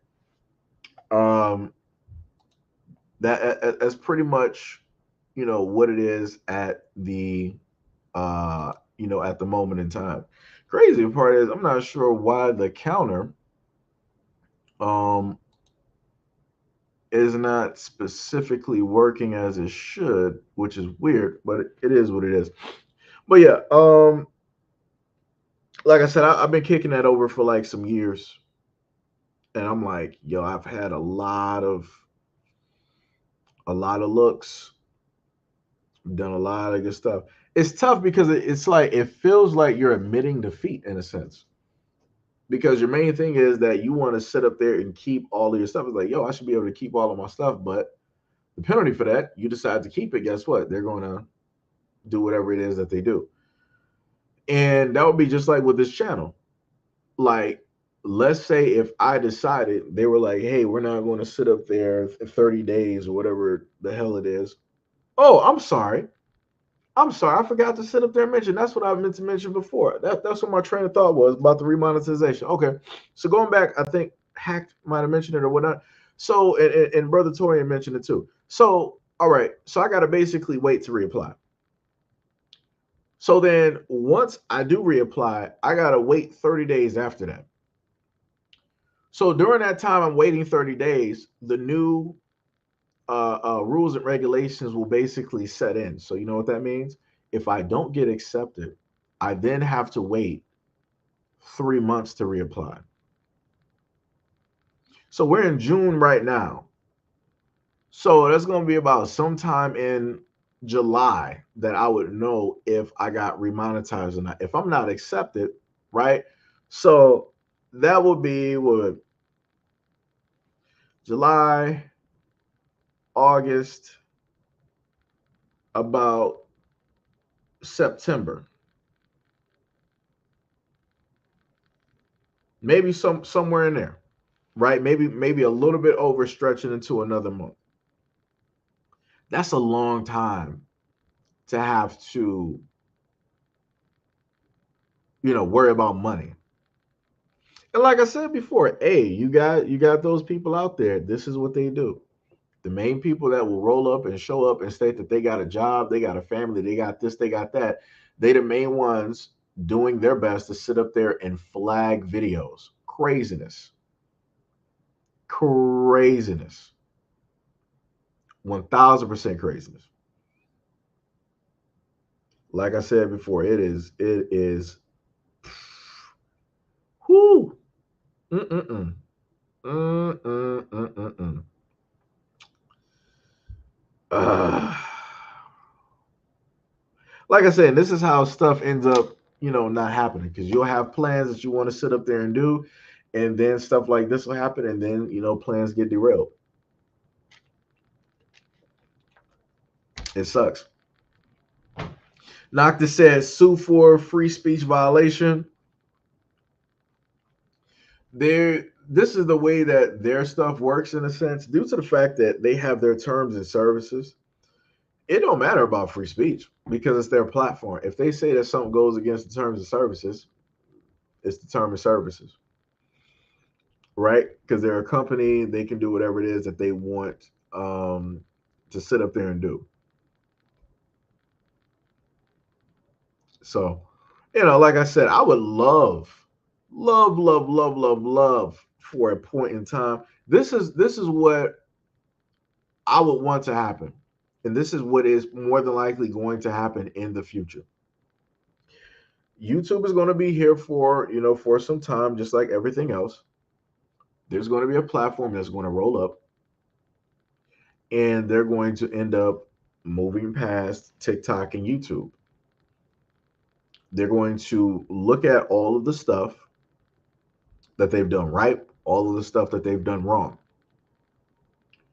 One of the main things that they are more than likely going to implement on that platform is a reporting system of which that we have never seen before,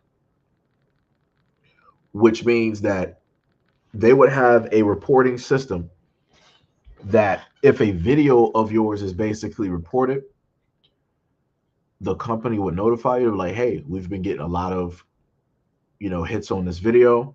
um we found that there are some issues with this video. We wanted to let you know that there are issues with this video, but before any extreme cases are to take place, we're going to allow you the option to take down the video yourself, as to not basically penalize you. Like I said, it's going to be something that the likes of nobody has ever seen.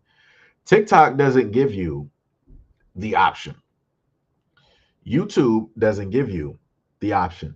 IG doesn't give you the option. None of these platforms are going to give you the option, nor are they going to change anything in order to implement that at all. They're too archaic.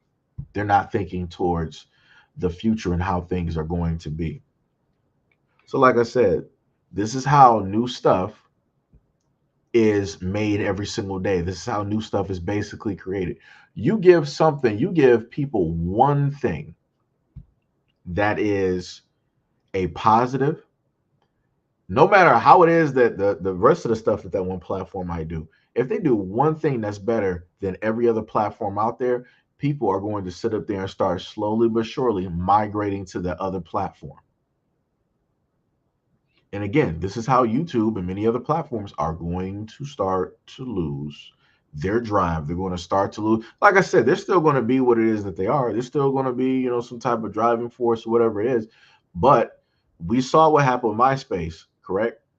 If some of y'all are old enough, you saw what happened for the .com era, right? Where you had all of these websites and da da da da, right? You had a .com boom, and then everything crashed. And you see everybody that's still left at this moment in time. You see the Yahoos, you see the Gmails, you see the Googles, you see the Outlooks, you see the Hotmail, right? You see a lot of these that are still in existence from that bygone era. Same thing is going to happen here, because there's going to be something that's going to be more inventive. YouTube is taking stuff from other platforms and trying to just put it directly on theirs to keep people there, because they've been losing people to their competitors, right? So, like I said, it's going to just come to that point where it's going to be something that they can't directly take, because that will require them to actually change their whole system, and they can't do it, and they won't do it. They'll implement certain things, but they're not going to just completely rebuild their whole system how it is in order to implement this one thing. They're not going to do that. They're not going to sit up there and do it. Ooh, the amount of anger, let me tell you. The anger, calm anger. It's crazy. But like I said before, if anybody out there would like to sit up there and donate to the platform, that would be excellent. That would be great. That would be so grand.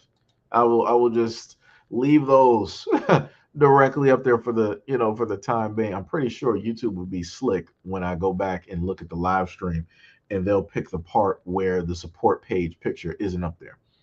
But and again, suing also takes money. You, like I said, if I was like a large YouTuber, like millions of like followers, I could probably sit up there and pick up a lawyer that would want to, look into this.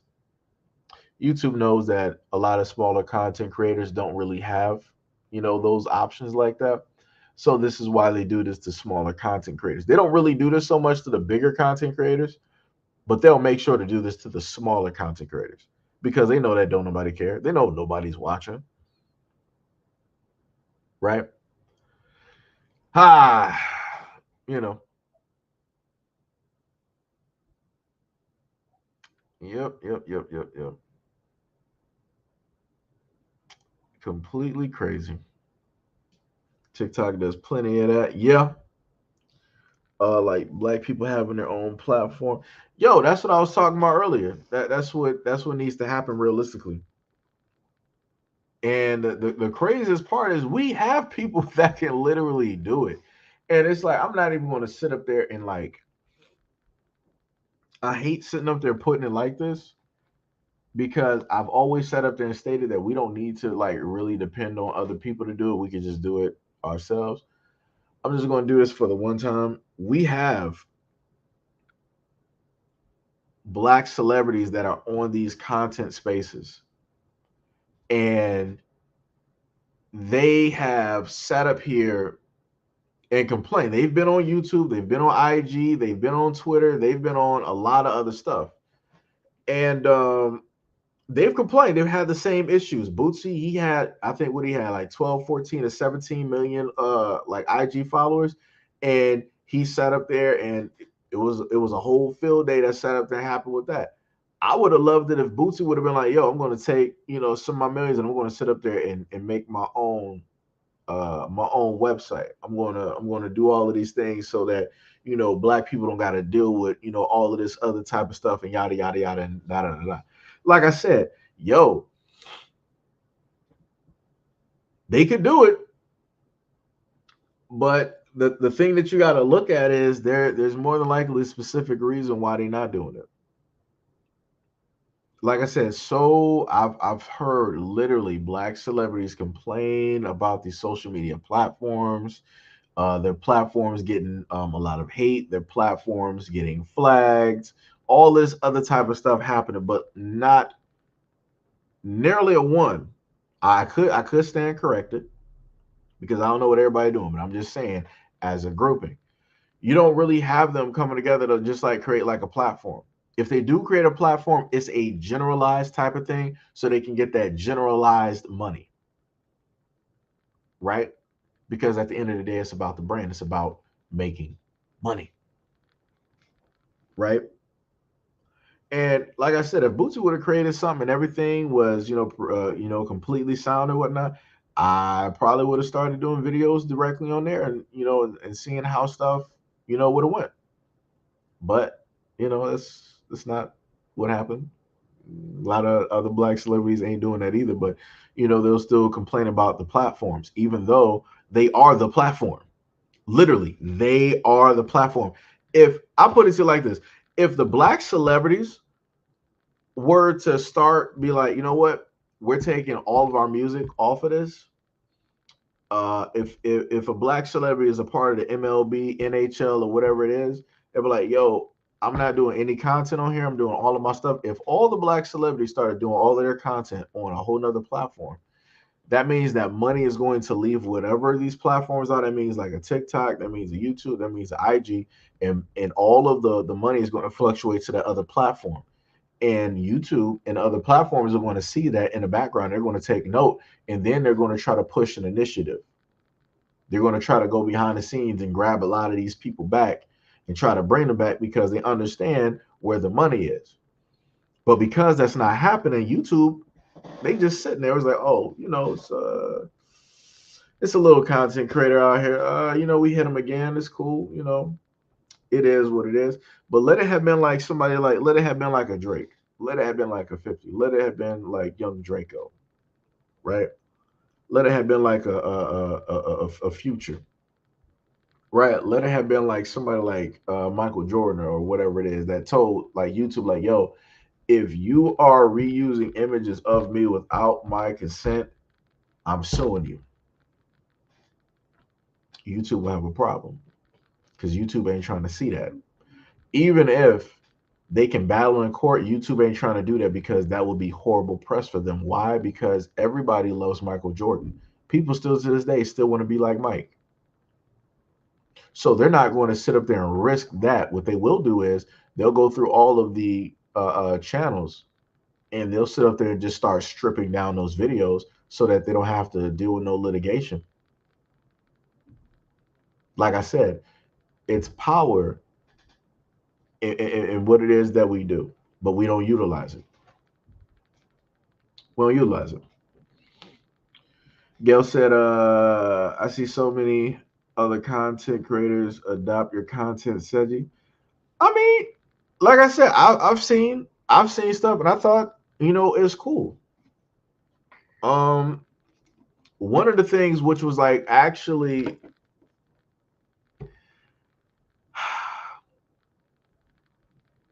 one of the things that I seen, it was by a person. Because like I said, I'm just stating this just because, right? Some people who know, some people who don't. A popular individual,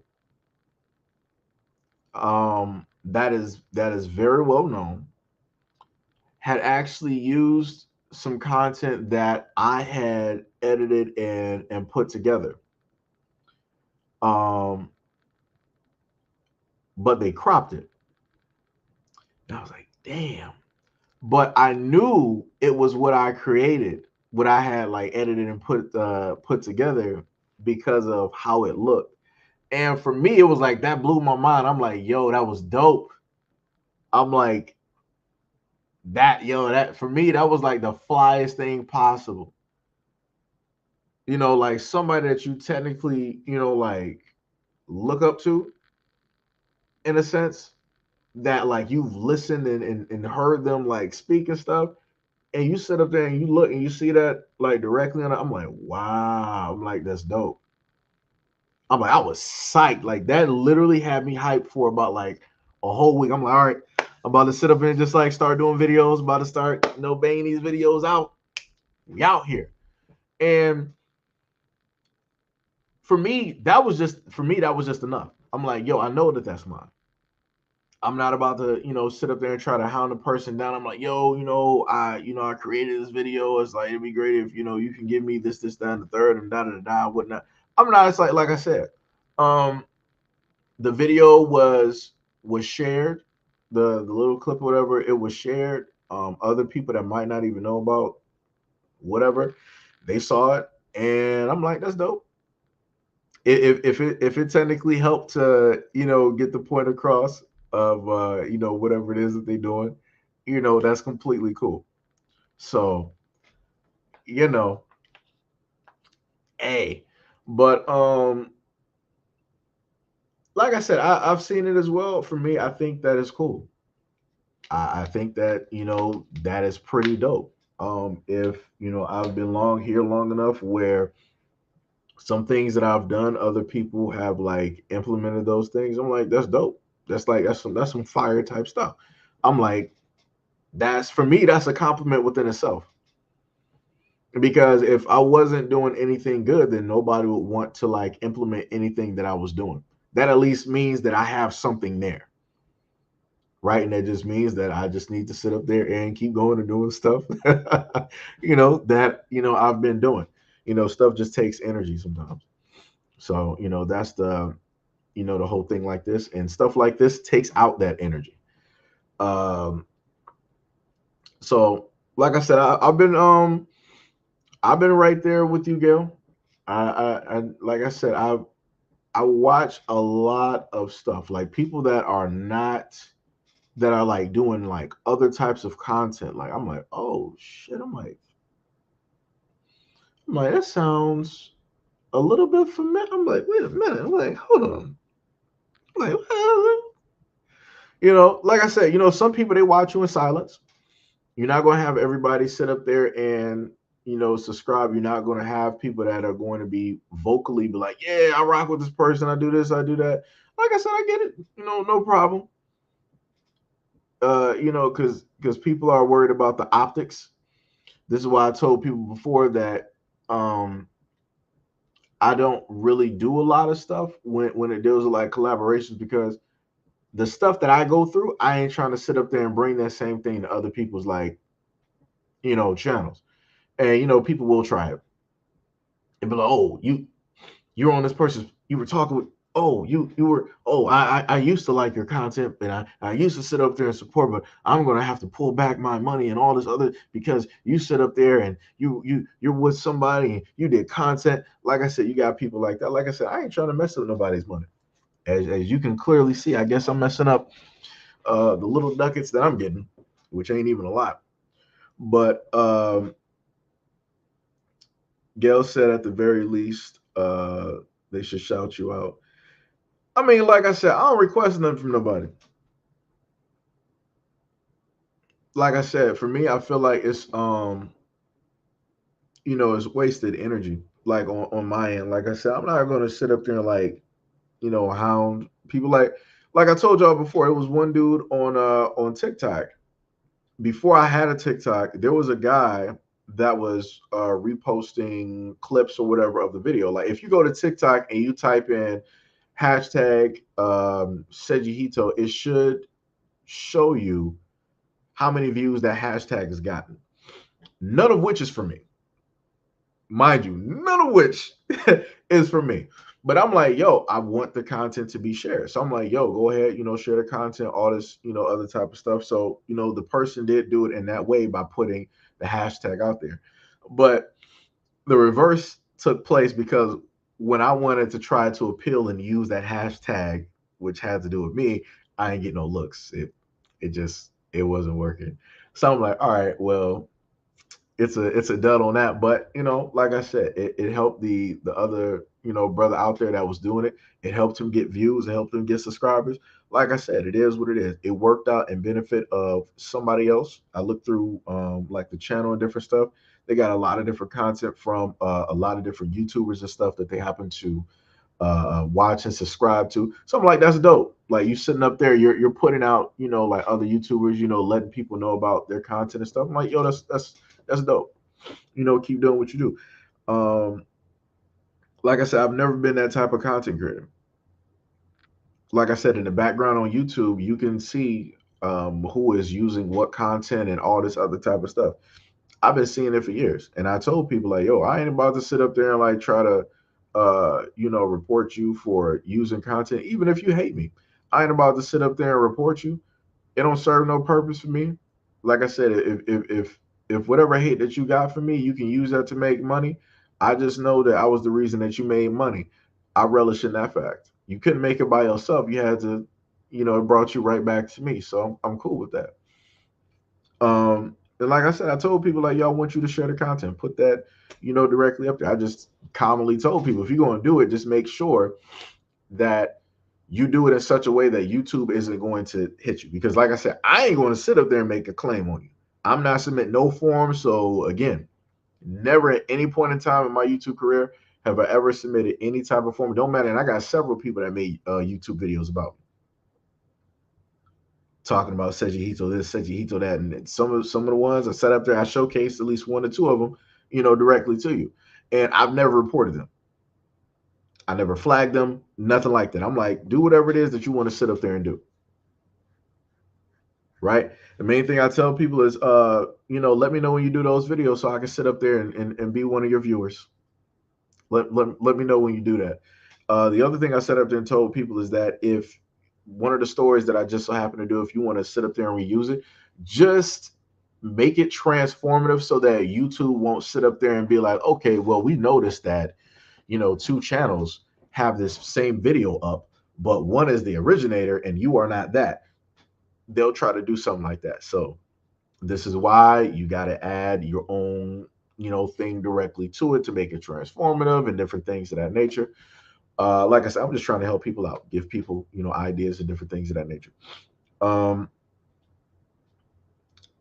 so yeah, wait, Gail said another brother just got demonetized. Not sure if I should name drop Seiji, but I'm sure you're familiar with him.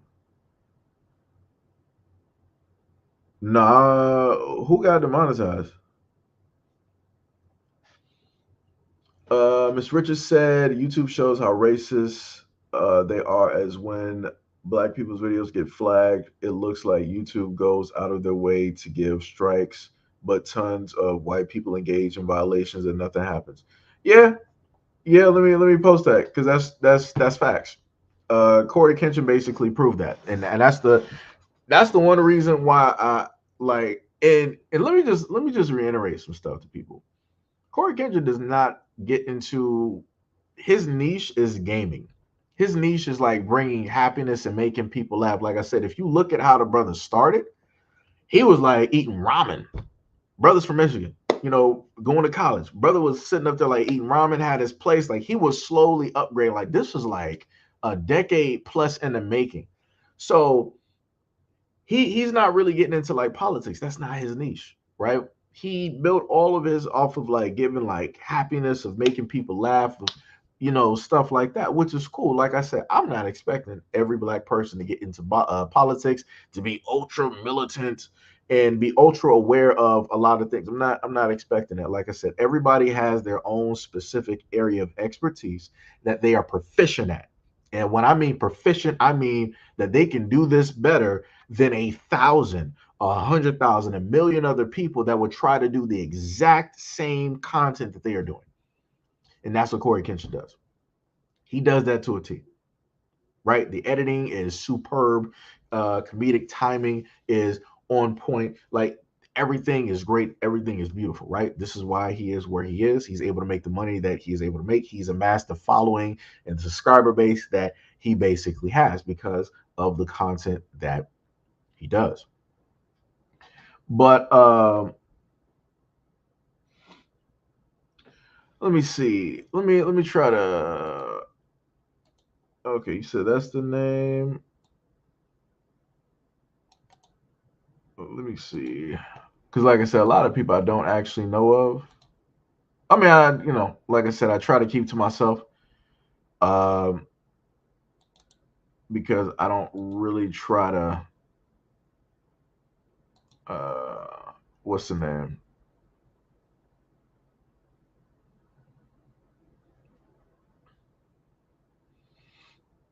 Mm, that's crazy.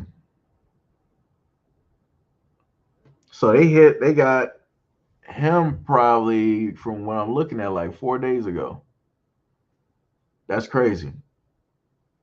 But let me tell you something. He's at 90. Let me tell you something because Gail had just told me about. I'm gonna listen to his video like a little bit. Um, what's the name? I'm gonna listen to his video a little bit later on. Let me tell you something. I'm gonna tell you why it is that he ended up getting hit. He's close to about 90K, right? Because um I'm looking at his channel and I'm not seeing anything up here, at least just by going through like a few of these videos. I'm not really seeing anything that would automatically state that he should be directly demonetized.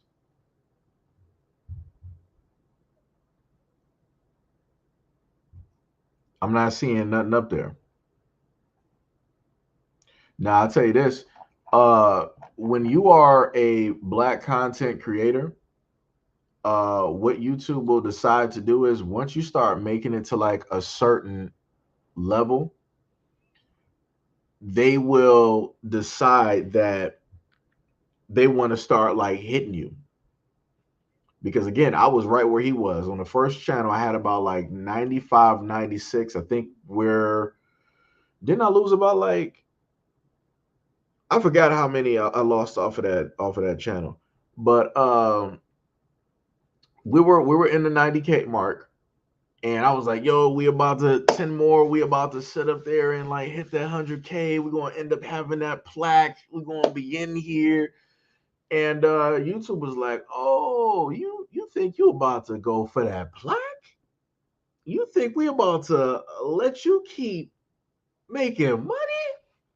You think you about to really get popular out here so that you can really start doing something?" They're like, "No, we about to cut that short. We about to clip that real quick." And that's what they did.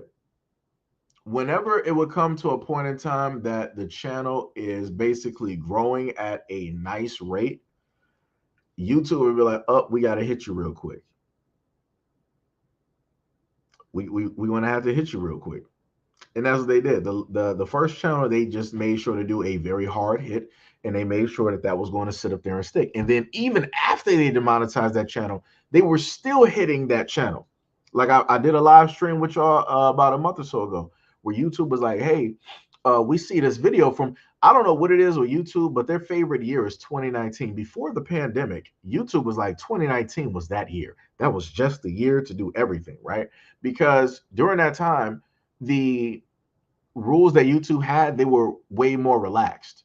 So this is how I sit up there and tell people YouTube changes rules so that it's easier for them to set up content creators because they know that if you started a channel, shout out to JT Kemp for subscribing to the channel, because YouTube knows that if you started anything pre-pandemic when their rules were relaxed, oh, we can easily go back there. We can easily have somebody just like spend a little bit of time, drink some coffee, order some Uber Eats, and just go through and watch those videos. We'll pay them to do it. Just let us know if you spot something that goes against the guidelines that we have set up right now. So you're basically using guidelines that you have in 2022 to 2023 to attack people's content in 2019. When I mean to sit up there and tell y'all that YouTube was like consistently going after videos after they demonetized the first channel, they went after one video on that channel a total of 3 times. The last time they did it, I was just like, fuck it. Y'all can have it. I want to say shout out to whoever was sharing that video on TikTok. I was getting like an influx of people coming directly to that video by way of TikTok. So whoever that is, I know you might be silent, whoever you are in the background, for that video. Shout out, much love, respect, and appreciation to you. But you know, it is what it is. Because irregardless of the amount of proof that I gave YouTube, and when I mean that I gave YouTube proof, I'm talking about I showed them on their platform at least close to like probably 10 videos that were close to the video, or if not the same as the video, including news organizations that have the clip directly up there. And YouTube was like, okay, we find that there's nothing wrong with this video, so it's back up there. YouTube comes back some months later. We find that there's an issue with this video. It goes against our guidelines. I'm like, yo, YouTube, we just went through this again. Look at this for a second time. Like, let's just let this be an end of it. We find that nothing wrong with this video. It's reinstated. Then for the final time, we find that this video is a problem. And I think that time they just removed it. I'm like, if you're trying to prove that y'all ain't racist, that y'all ain't specifically attacking content creators, y'all doing a piss poor ass job. Like, you're literally going after videos on a platform that is not even monetized. If that channel is getting views, which technically it is right now due to the fact I'm doing live streams, which means that you guys are able to run ads on it, wouldn't that technically mean that hinders a little bit of the money that you guys are? Well, I guess it doesn't technically matter because those videos ain't really making no money anyway. So I guess it doesn't really matter in the long run. I guess it doesn't matter. Oh my God. Like I said, what I mean to tell y'all, like I said, you're not going to have a lot of other content creators focus on this because it takes a lot of time and energy away from the stuff that they continuously do every single day. And this is why I do it as an example. So everybody else can focus on what it is that they do every single day and keep doing that and keep being great. I'm going to focus on the stuff that people don't really got the time or can't afford to actually, talk about because it's going to mess up, you know, how it is that they got everything situated mentally, right? Like I said, again, for anybody out there, if you love your content creators, if you rock with your content creators, start supporting them. Uh, whew, I'm probably going to mispronounce this wrong, and it's going to be weird due to the fact I do have a Japanese name. Uh, Yamenkai. I probably mispronounced it wrong. My apologies, my friend. My apologies. I wanted to say like Menkai. You say you watch Afro, yeah. From time to time, I'll sit up there and watch, like Corey Kenshin, like the dude. He's funny, he's dope. He's fun. It's a couple other ones that I've seen before, as well. Because again, I'm a gamer. Where's my controller at? Let me just pick up my little. Here my dusty controllers out here. Got my little. Got the Switch Pro, controller out here. Got my Xbox controller hooked up to the PC when I decide to sit up there and stream games and stuff. So trust me, yeah. Like I said, I'm ecstatic whenever I see like black men or young black dudes out here and they're in like the gaming space and they're doing stuff. I'm hyped because that's something that we need. Because like I said, I watch a variety of content creators. The greater majority of content creators that I watch that go over and talk about the games that I play, they're white. So for me to sit up there and see black guys, somebody that looks like me, and they're in this gaming space, like yo, I'm hyped. So it's like yo, I'm ecstatic. I would love to actually see more of it because you got everybody else doing this versus a lot of black dudes. Oh, also the thing that I want to let y'all know, um, is this. The funniest thing is we are only it's a veil. I gotta explain it this way. It's gonna be a little bit confusing. I'm trying to get my brain straight on this one. So there's like a little veil on social media because what I found out by going through other people's like who they're subscribed to and whatnot, right?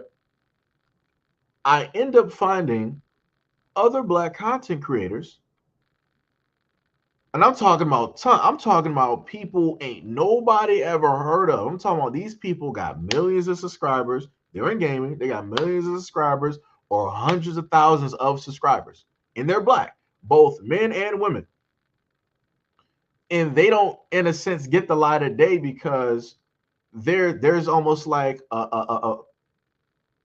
I'm going to just use the word firmament, right? There's like an ice wall that's keeping us in one area and keeping them in a whole nother area.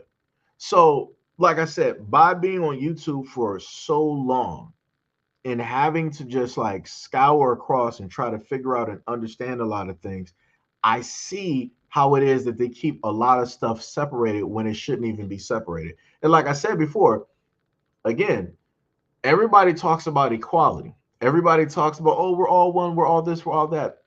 All content creators are not treated fairly, are not treated equally. Because I will see a field of white content creators. Like I said, let me do a fresh YouTube page, right? And let's say that I train the algorithm on gaming. Let me just reiterate if people don't understand what I'm stating, right? So, two things of how the algorithm basically works. One, you can train the algorithm, which takes a lot of work, which takes way more effort to do. I'm talking about probably like a few weeks to a month for it to be consistent in what it is that it should do. And then the other one is basically YouTube handing you stuff. So the interesting part is if you have a unsigned in YouTube profile, like it's not signed into nothing, but you're continuously using it and you're watching certain videos, the algorithms will be like, oh, okay, we got you. So you like certain videos, so we're going to, curate this for you, and we're going to give you certain types of content creators that pretty much do the exact same content or in the mix, right? Which is cool, which is great. If you decide to then sign in with a brand new account or whatever it is, and you want to basically have the exact same thing happen, YouTube is going to be like, okay, well, you're brand new here. We're just going to throw everything at you, and we're going to just figure out some stuff from there. And we're not going to curate anything. We're just going to have you basically do all the heavy lifting, and then we'll just look at the analytics and possibly maybe do something. Because even on my Xbox, when I finally signed in, and me trying to have YouTube basically, hey, I'm looking for gaming stuff. I'm looking for this, that, and the third. YouTube will still throw you other type of stuff that have nothing to do with what it is that you are specifically looking for. So again, YouTube will block out certain stuff, especially popular content creators. So again, there's a lot of black content creators who are black men and women that are gamers that are out there. They don't get the light of day because YouTube is not specifically putting them out there. So any views that they are getting, it's more than likely just from the subscriber base that they're actually getting, if even that. Right? So, like I said, it's this is how I know why it is that certain people are able to move content and then other content creators are not able to move certain types of content because this is what YouTube does. Everybody talks about, oh no, why is everybody talking about segregation? YouTube segregates content creators. Because you're not going to explain to me if I'm literally looking for and at black content creators, you should basically set up a line of those black content creators. It's not that difficult to do. It's not hard to do. Because if I'm not saying that I'm looking for black content creators, you'll make sure to sit up there and throw me some PewDiePie, or back in the day, you'll throw some Ninja directly up there, or anybody else that is white. Y'all will throw. Y'all will see what sticks. But I've never seen YouTube do that with black content creators who have a high subscriber base, who have lots of views on their videos. Have not seen them do it. Even when it comes to Corey Genshin, he has a large base, faithful people that are there. When I mean faithful, I'm talking about if he drops a video within roughly 24 hours, that video is going to have like 1 million views on it. You can't, like, dude, you cannot buy that type of love and like respect. You cannot buy that. Like, that's crazy. Like, he could drop something that's like 30 seconds, millions of views. So, like I said, when you have white content creators, they're separated from black content creators. And when you have black content creators that made it to a certain point, they'll separate those content creators from other black content creators. Right? So there's a separation within a separation within a separation within a separation, aka we got segregation. So, irregardless on how it is that people state all of these things and whatnot or whatever, these platforms still practice segregation. Irregardless of whatever it is that these, like I said, ain't it? Is it June yet? We in June, right? Yeah. We in June. So let me just put. I'm demonetized anyway. It don't matter. Let me just put this directly up there. Let me just Where that image at?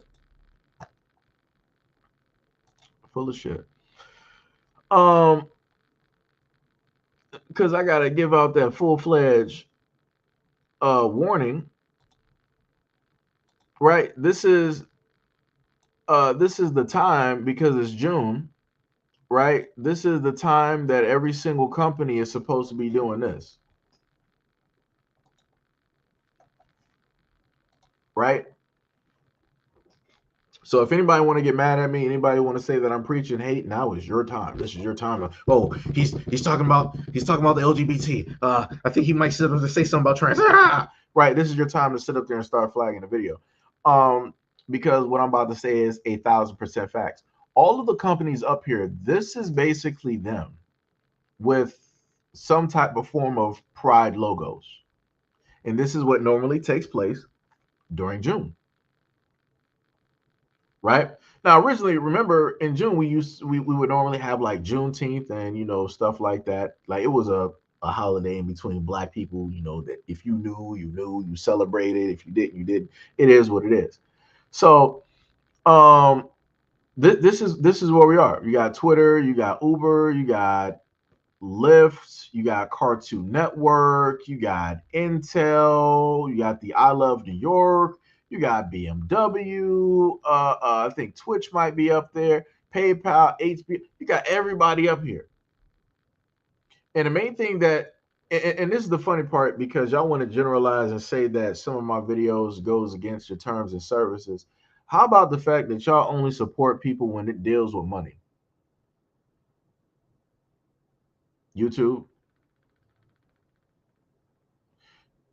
Do you want to talk about the fact that you technically only support certain communities out there because it's money that's directly coming from it, and it'll bring more eyes and more viewers directly to your platform, just like every other platform? Because at the end of the day, it's about business. Because if you are really about this life, if you are really about supporting the LGBT, y'all would have did this when y'all first started, right? When YouTube was just like a hole in the wall, where people were just coming and they were just like putting stuff. It was almost like, it was pretty much like World Star.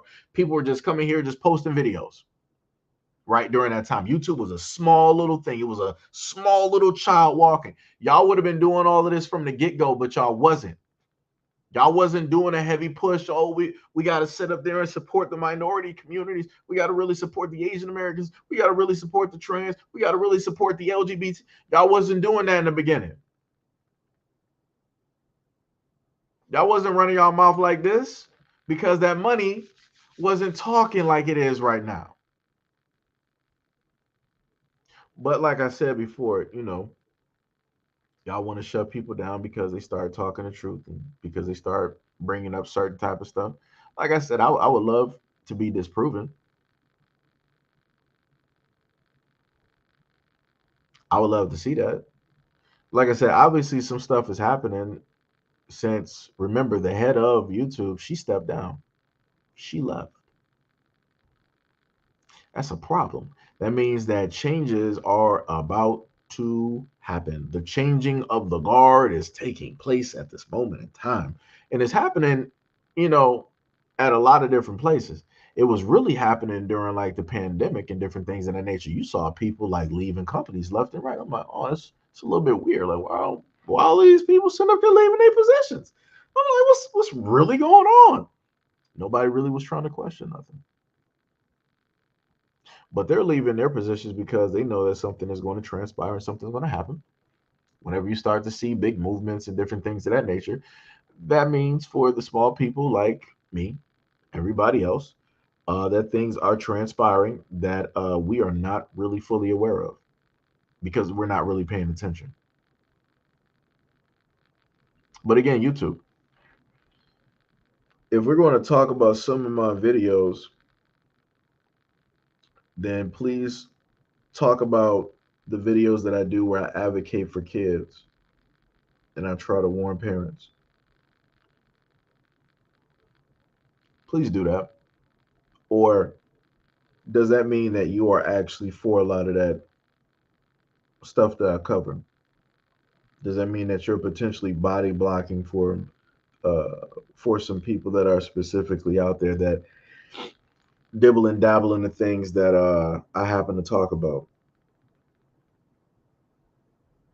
Because, like I said, I would love to sit up there and actually have a conversation. Lord GX, yo, what's up, brother? He said, is that why my membership is paused? Yeah, yeah, yep. So basically, because I'm not monetized, memberships are paused. Anything dealing with money is pretty much non-existent. Oh, let me tell you the great part, right? So let's say for about the 30 days of me waiting, right? I'm waiting to be remonetized.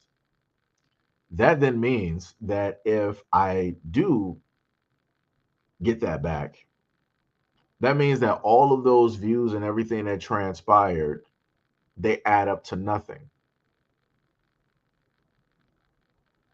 Add up to nothing. Add up to zero. Right?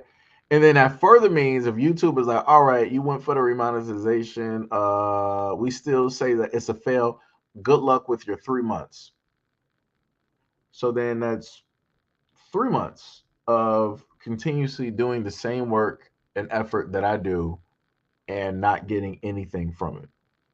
And some people will say, like, "Why? Well, it shouldn't be about the money. You should just want to do this because you're informing people. If you're doing this for the money, then obviously you're doing it for the wrong things, and maybe you should, reassess why it is that you do this." Well, pocket watching, bitch. Let me just let you know. The reason why I do this is because I do love to do it. That's how it started. I was just blessed enough to be able to make a little bit of ducats, directly on here to be able to do a few things. Um, but like I said before, to say that somebody should not make money off of something and they're putting like hard work and dedication every day is completely nonsensical and 1,000% crazy. You're not going to go up to a vendor on the street that's making food talking about why are you charging for this food. If you love cooking, then you should just be making this food just for the sake of the love of cooking so that just people could enjoy it. It's nonsensical and it's stupid. Nonsensical and and stupid. Like I say, you'll have those directly out there that'll say nonsense. I've seen them in my comment sections on the old channel.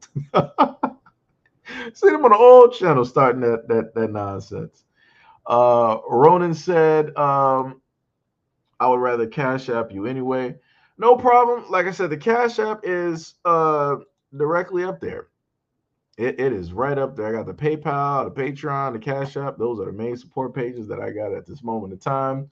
Unless Patreon is in cahoots with YouTube and they're like, oh, YouTube, you did what this said? Oh, let's see if he added anything new to this Patreon that we can potentially flag and take down. Like I said, so anybody who might be a Patreon member, again, there are certain reasons why there haven't been videos up there in years, and that's due by way of supernaturally content being flagged by whoever decided to pay a few ducats, a few dollars, in order to even be there, just to sit up there and scope out and spy on the scene, to try to disrupt some stuff. So, you know, like I said, you got infiltrators, everywhere. Literally, when I mean everywhere, everywhere. I really wish when it dealt with Patreon, you could see who is flagging the what's the name. Realistically, that's what they need. I'm telling you, when a new platform happens, let the content creators know who are the people that are flagging the videos. Show that off. That needs to be seen. Like if you're just going to be like continuously like flagging stuff, yo, that person needs to be blocked immediately. Like I said, I'm all about people having to make brand new accounts. I'm about that life. I'm about that life. Let me know that you the type that be sitting up there flagging my stuff. Like I said, be honest. We're gonna be playing this game for years. We're gonna see how many accounts that you're gonna be making. We're gonna see if it was really worth it in the end. I promise you, you're not gonna be doing this consistently for 10 years. I promise you, we can keep this going. But you know, it's crazy. Shout out to Ronan. What is up? What is up? What is up? Miss Richard said, I think once YouTube has your ID. I mean, once they have your IP address, doesn't matter if you have a fresh YouTube account, they still know that it's you, and so they're still going to feed you the same content eventually. It just takes a minute. Yeah, yeah, yeah. Kazama said, try to get an interview with someone at YouTube and see what they're saying. Let me tell you what happened. Not in a sense an interview, but this was like back before the shop. Like I said, if you look on every YouTuber's channel now, everybody has a clothing shop if they have it enabled, right? So back on the very first channel, when the clothing shop was like a brand new thing, and I saw it up there, I'm like, oh, that's cool. So I do got some stuff. Like, let me basically apply for it and whatnot, or whatever. I kid you not. I swear to yeah. The moment in time I went to YouTube and I had that little chat box and I was like, hey, YouTube, I wanted to leave this message to you. I wanted to let y'all know, like, yo, I fit the parameters and the specifications to be able to like enable the shop. I was wondering, like, could y'all check on y'all end to see why it is that the shop, ain't connecting or whatever it is? Thank you, right? I left a pretty simple message. Not about a week or so later, YouTube decided to basically hit me with some nonsense. I either got demonetized or they hit me with a strike for no reason. All trying to inquire about the store. And that was before everybody has it.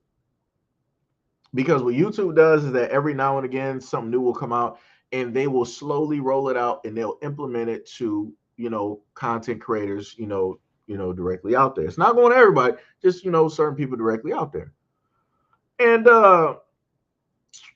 they decided to hit the channel with some nonsense. I'm like, so instead of stating a valid reason, you just wanted to go to like DEFCON 4 and you just pushed the nuke. That's what we're doing.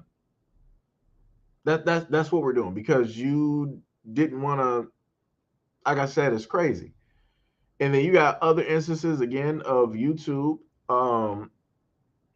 deciding to yet again hit the nuke button, and they just want to just strip videos off of platforms. They were like, "Oh, this we found that this video goes against the guidelines. It's deleted." What? How? We didn't even have a conversation like, "Yo, what was specifically wrong for you to even sit up there and delete the video?" It don't even make sense. So to Kazama, this is one of the reasons why I don't even try to have, if it's not with an actual person, this is why I don't be trying to have conversations.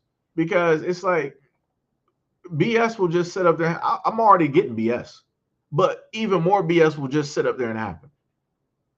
Like I've been seeing this for like four plus years now. It's like, bro, it's tiring. It is straight tiring, straight tiring. That's why I sat up there and was doing the whole thing with like the gaming channel. I'm like, yo, we about to try to switch this up. But the problem with that is, if you try to start something new, you got to try to get people who are here. Like I said, got close to 30K directly up here, and you would have to try to roll a nifty amount of people directly over to the other platform in order to do it. And you have to hope that those people are gamers that they actually like I said, I know some of the moderators that are here. I know some of y'all are gamers. I know y'all sit up there and and check in and look at the videos and whatnot or whatever. But yeah, it would be a very slow process, very slow process to get that going. Because remember, originally this was a gaming channel, and at that time I had about 75 views. I'm sorry, I had 75 subscribers. But the videos I had uploaded and put up, those ended up getting like 2K, like plus views. So I was actually, for me, I was doing like pretty good. My subscriber base was low, but my view count was like looking pretty good. I was like, all right, I'm on to something good. Obviously, some people, like what it is that I'm doing. But then I decided to switch gears because I felt that, some other things were, more important. And I was like, yo, let me just, talk about some of the stuff because there's some things out here that's really driving me to talk about this. And that's how we're here. That is how we are here. Now, me moving over, deciding to do gaming, that one is a little bit the same things that's going on here happens on the gaming side as well, because I got some content creators that I've watched, and they've had, like, one content creator that I watched, he had a video that had about 97K views. And his videos are normally about, it's informative videos about the video games and everything like that. Videos are normally about 12, maybe sometimes 15 minutes. And it had like 90, 96, 97K views at that time. And YouTube was like, oh, we're demonetizing that video. For what? Like I said, like it don't even make sense. And that dude ain't even black. That's a white dude. That is a white dude. And they sat up there and demonetized his video, which made no sense. Like I watched all of his videos. Made no sense. It's strictly gaming. It was strictly focused on that game. Why would you sit up there and demonetize that? But the gaming community that he got, they rolled up to the scene and they showed him, like a lot of, love and support and different things of that nature. So, it was beneficial, you know. Um, like I said, I figure some stuff out. Oh no, I know about Jazzy. I know about Jazzy. I think I might be subscribed to her. I'm trying to figure, like, some of the black content creators that are on YouTube. I used to watch some of them on Mixer. They some people might know, if you're a gamer, you might know what certain things is. Mixer was a gaming platform by Microsoft. It was technically, for me, I felt like it did a lot of things better than Twitch. I felt like if Microsoft would have actually did what they were supposed to do with it, it would have been great. It would have really blew up during the pandemic. It would have blew up. But they missed the ball on that. So Mixer was a platform where you had a lot of up and coming black content creators during that time. They were starting their following, getting their follower base and everything like that together. Um, Mixer had some great things that they implemented when it dealt with being able to share screens directly there. So let's say me, Pink, and Lord were all playing like different games or maybe the same game, and you wanted to see the perspectives of each player. You could basically either flip through while being on the same page, the views all count. You can flip through and basically watch, or you could put it all on one screen so that you can see the different viewpoints. That's what Mixer had. YouTube don't have nothing. They could not ever implement anything like that. They had a gaming section for gaming streamers. I'm not even sure what's even happening with that. They used to really promote that. Nowhere to be found. Facebook used to really have it. They basically pretty much shut that down. Twitch, in a sense, still has it, but it's ass because they will literally Twitch. Let me explain something about Twitch. Twitch bends a heavy knee and a back and an ankle and whatever ligaments that you can think of when it is geared towards women in hot tubs. So if you are a guy on Twitch and you decide that you want to do gaming, unless you're already there and you already have a huge following base, it ain't gonna work out for you. Because if a lot of dudes out here got a choice, if they're gonna watch somebody play a game that has cleavage and they look somewhat decent or whatever their ideal is of a woman versus a guy that looks like them, they're going to be watching a girl. And I get it. I completely understand it. And this is why you have some of the women that play video games. They have low tops. When I mean low tops, I'm talking about cleavage is blah, like cleavage is just there. Everything is form fitting. In certain instances, they might show off everything that they are, wearing, or they'll have the cleavage out, and then they'll have the lights beaming, but and then their chest is all oiled up. I'm like, you don't even got to do all that. I'm like, this is just looking ridiculous.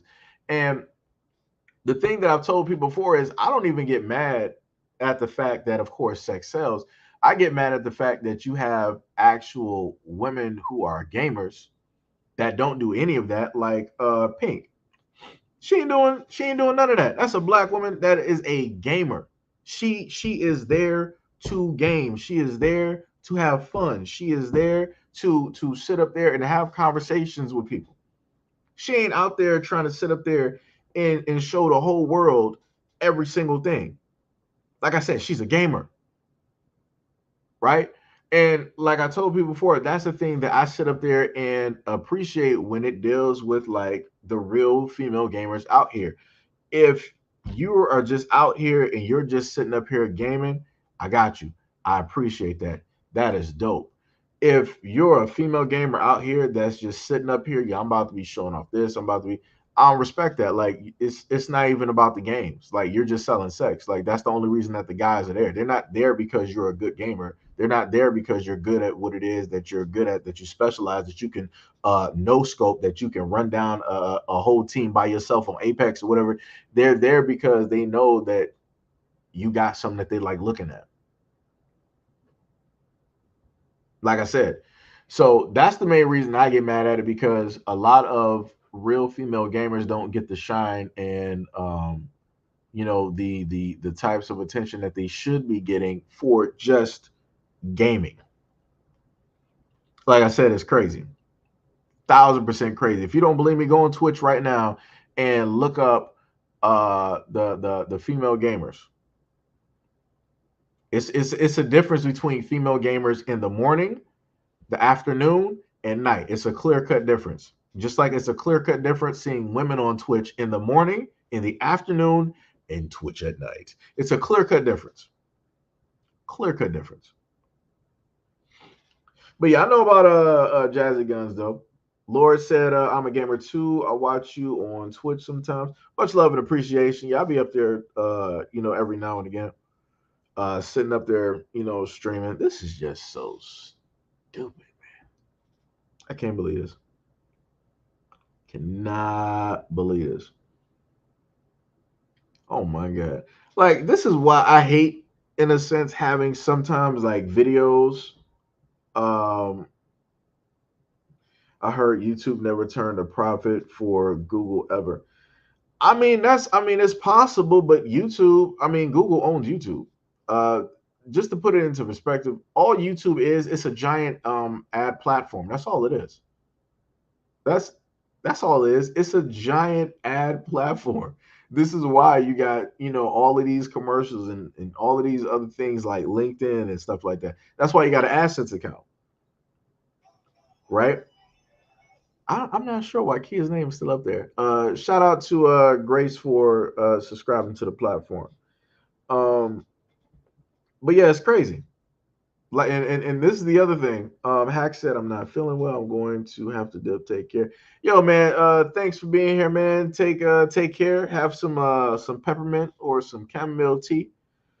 Um, have some spearmint or something like that. You got a lot of different things that can, help out maybe with like a stomach or, or something like that. But take care of yourself, brother.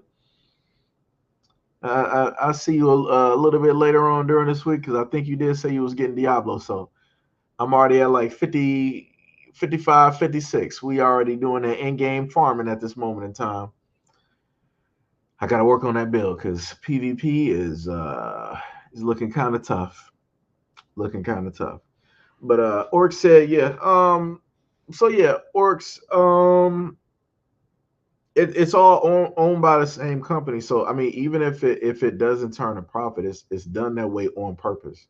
They're still making money, because whatever it is that they do make, they don't really have to claim it. They can just like state losses and they get money back from that. Like if they basically have a platform that is doing a negative and they're reporting that it is a negative, they're going to get money back directly from that.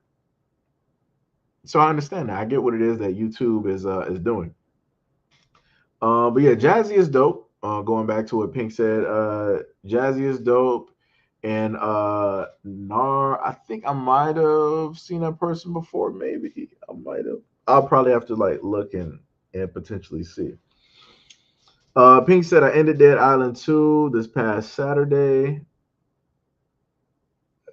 Oh, I can't wait. I gotta. I think I might have to look at it on YouTube just to see it. Game over. Yeah, yeah. I had to actually look at the what's the name of what you set up there and put down there. Um, but yeah, congratulations for finishing Dead Island 2. I just finished the Diablo story yesterday. I think I've been playing Diablo since about like the first. Because I didn't fast track the story, it took me up until around wait, what's that? I gotta look up the. It took me around like the fourth to basically finish, um, the story, doing like side quests, doing dungeons, farming, and and all of that good stuff, trying to get the aspects and whatnot. Like I said, it's a fun game. Not sure if anybody here is actually into Diablo. It's a very fun game. I've been enjoying it. I gotta get this my girl to 100, which is my barbarian. I'm not using the wind build. Well, actually, I'm talking Diablo stuff right now. People might not know what I'm talking about. Anyways, Pink was playing Dead Island. I was able to catch some of the live streams that took place. I didn't catch all of them because I was fixated and focused directly on Diablo as soon as that dropped. So shout out to again to finishing that. I was sitting there having fun of those live streams, making fun of Pink dying directly in Dead Island. It was hilarious. Some of those deaths didn't make no sense at all, but it happened. It happened. Then you had to have the gaming expert roll up in and and teach you the ways. Teach you the ways of gaming. You know. But yeah, like I said, we're gonna figure out something else. Like I said, you got to be multifaceted when it deals with this. Not saying that I might not still have the same issues, but we will see what will take place and what will transpire. More than likely, I will have longer form content on like the games that I'm playing or whatever. I might do commentary, I might not, because some people like videos with commentary and some people like videos without commentary. I'm not sure how that will actually go because YouTube be on some BS where it's like, oh, we see that you're doing double uploads of like the same video. We can't have that. And it's like that's not even the case. It literally one is with commentary and one is without commentary. So, you know, you know. Um, but yeah, yep, that is where we are at this moment in time. Wow, 22 of y'all still up in here on the second channel. That's dope. That is pretty fly. I mean, we got 24 on the old channel. Like I said, much love and respect to everybody. Much love and respect again. If y'all want to, sit up there and support a brother, um, monetarily, you can. Just so happen, I'm going to sound like a broken record in some videos. So I'm going to. So be prepared because I can already hear some of the comments coming around like, "Oh, you're sitting up here like begging people to some more doing that." I promise you, chances are this go around, you probably will be getting blocked. So this is a fair warning to anybody in the background. One of you clowns, you will be getting blocked pronto as soon as I see that comment. And so you better have 99 Google accounts prepared, 99 emails prepared because you're gonna get blocked. Let me catch you one good time. I'm going to block you myself with no problem. No ifs, ands, or buts. You're not even going. You ain't even know it. I'm gonna pull the Rick Ross on you. You ain't even know it. That's what it's gonna be. But yep, I'm about to get my black ass on some Diablo and start playing. start having some fun while I figure out some stuff on what we're going to do here. Anyways, so I want you guys to have a good and a great day. Stay awesome, stay positive. Don't allow negative shit that is happening in your life to deter you or to affect you in a negative way, to stop you from going towards whatever goal or whatever it is that you want to sit up there and do. That just means that you're going in the right direction. That's how it works. Um, Somebody once told me that you know that you're doing, God's work if, the devil is trying to block you. Right? That's what somebody said. Not sure exactly um, who. And then to the other instance of that is that if you're going in a certain direction and you don't see any obstacles, and then you look to the side and you see the devil walking with you, that's how you know you're doing the wrong things. So there's that. You gotta try to find a silver lining in there somewhere. You know, I know I'm probably crunching all on the mic. It is what it is.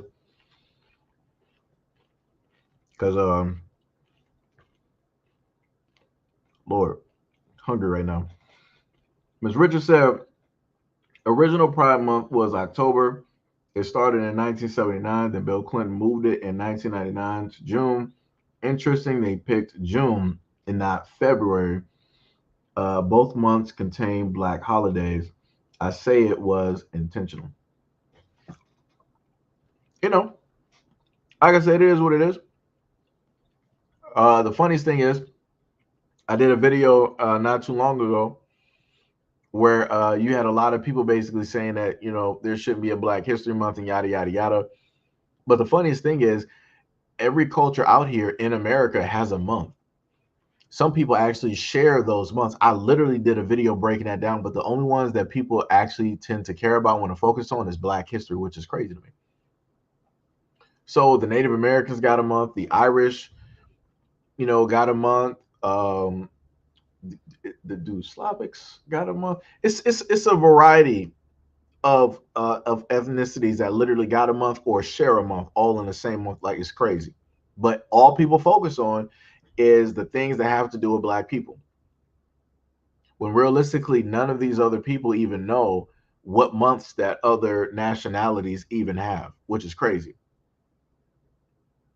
So that lets you know why it is that people are focused on something that is quote unquote Black versus everything else. Because then they'll break down and sit up there and say, "Oh, well, that's because they're Americans and we just support American things." So, what Native American month do you celebrate then? So, if we're all Americans, and I promise you, those people can't even tell you what it is. They can't give you what the indigenous month is. They can't tell you that. Can't tell you that at all. They can't tell you what's the month for the Scottish. They can't tell you that at all. They can't tell you the month for the Caribbeans and all the others. They can't sit up there and tell you that because they don't care. They don't care. Gail said, "We love you, Seiji." Believe that. I love you guys too. Much love, respect, and appreciation. Like I said, a lot of y'all been here for a minute. That's why it's 25 of y'all here, and it's probably 22 on the newer channel.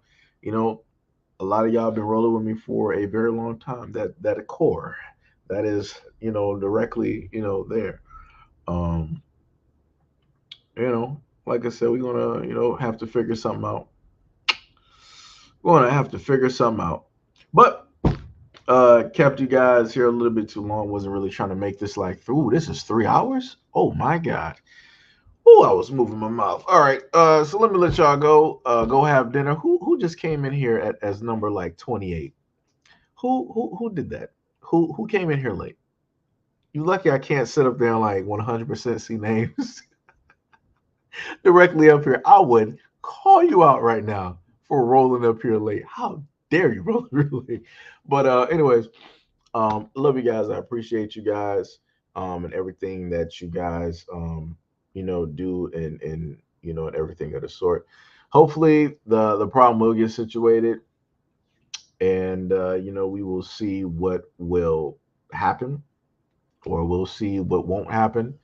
Um but yeah, it is what it is. So go enjoy time with your kids, with your family, significant other. Go out shopping to the mall, whatever you're going to sit up there and do, or sit down and go have some food because it's about that dinner time. Because said you're about to eat some food and start gaming. So love you guys. I appreciate you guys, and I will see you guys probably later on this week on a live stream again.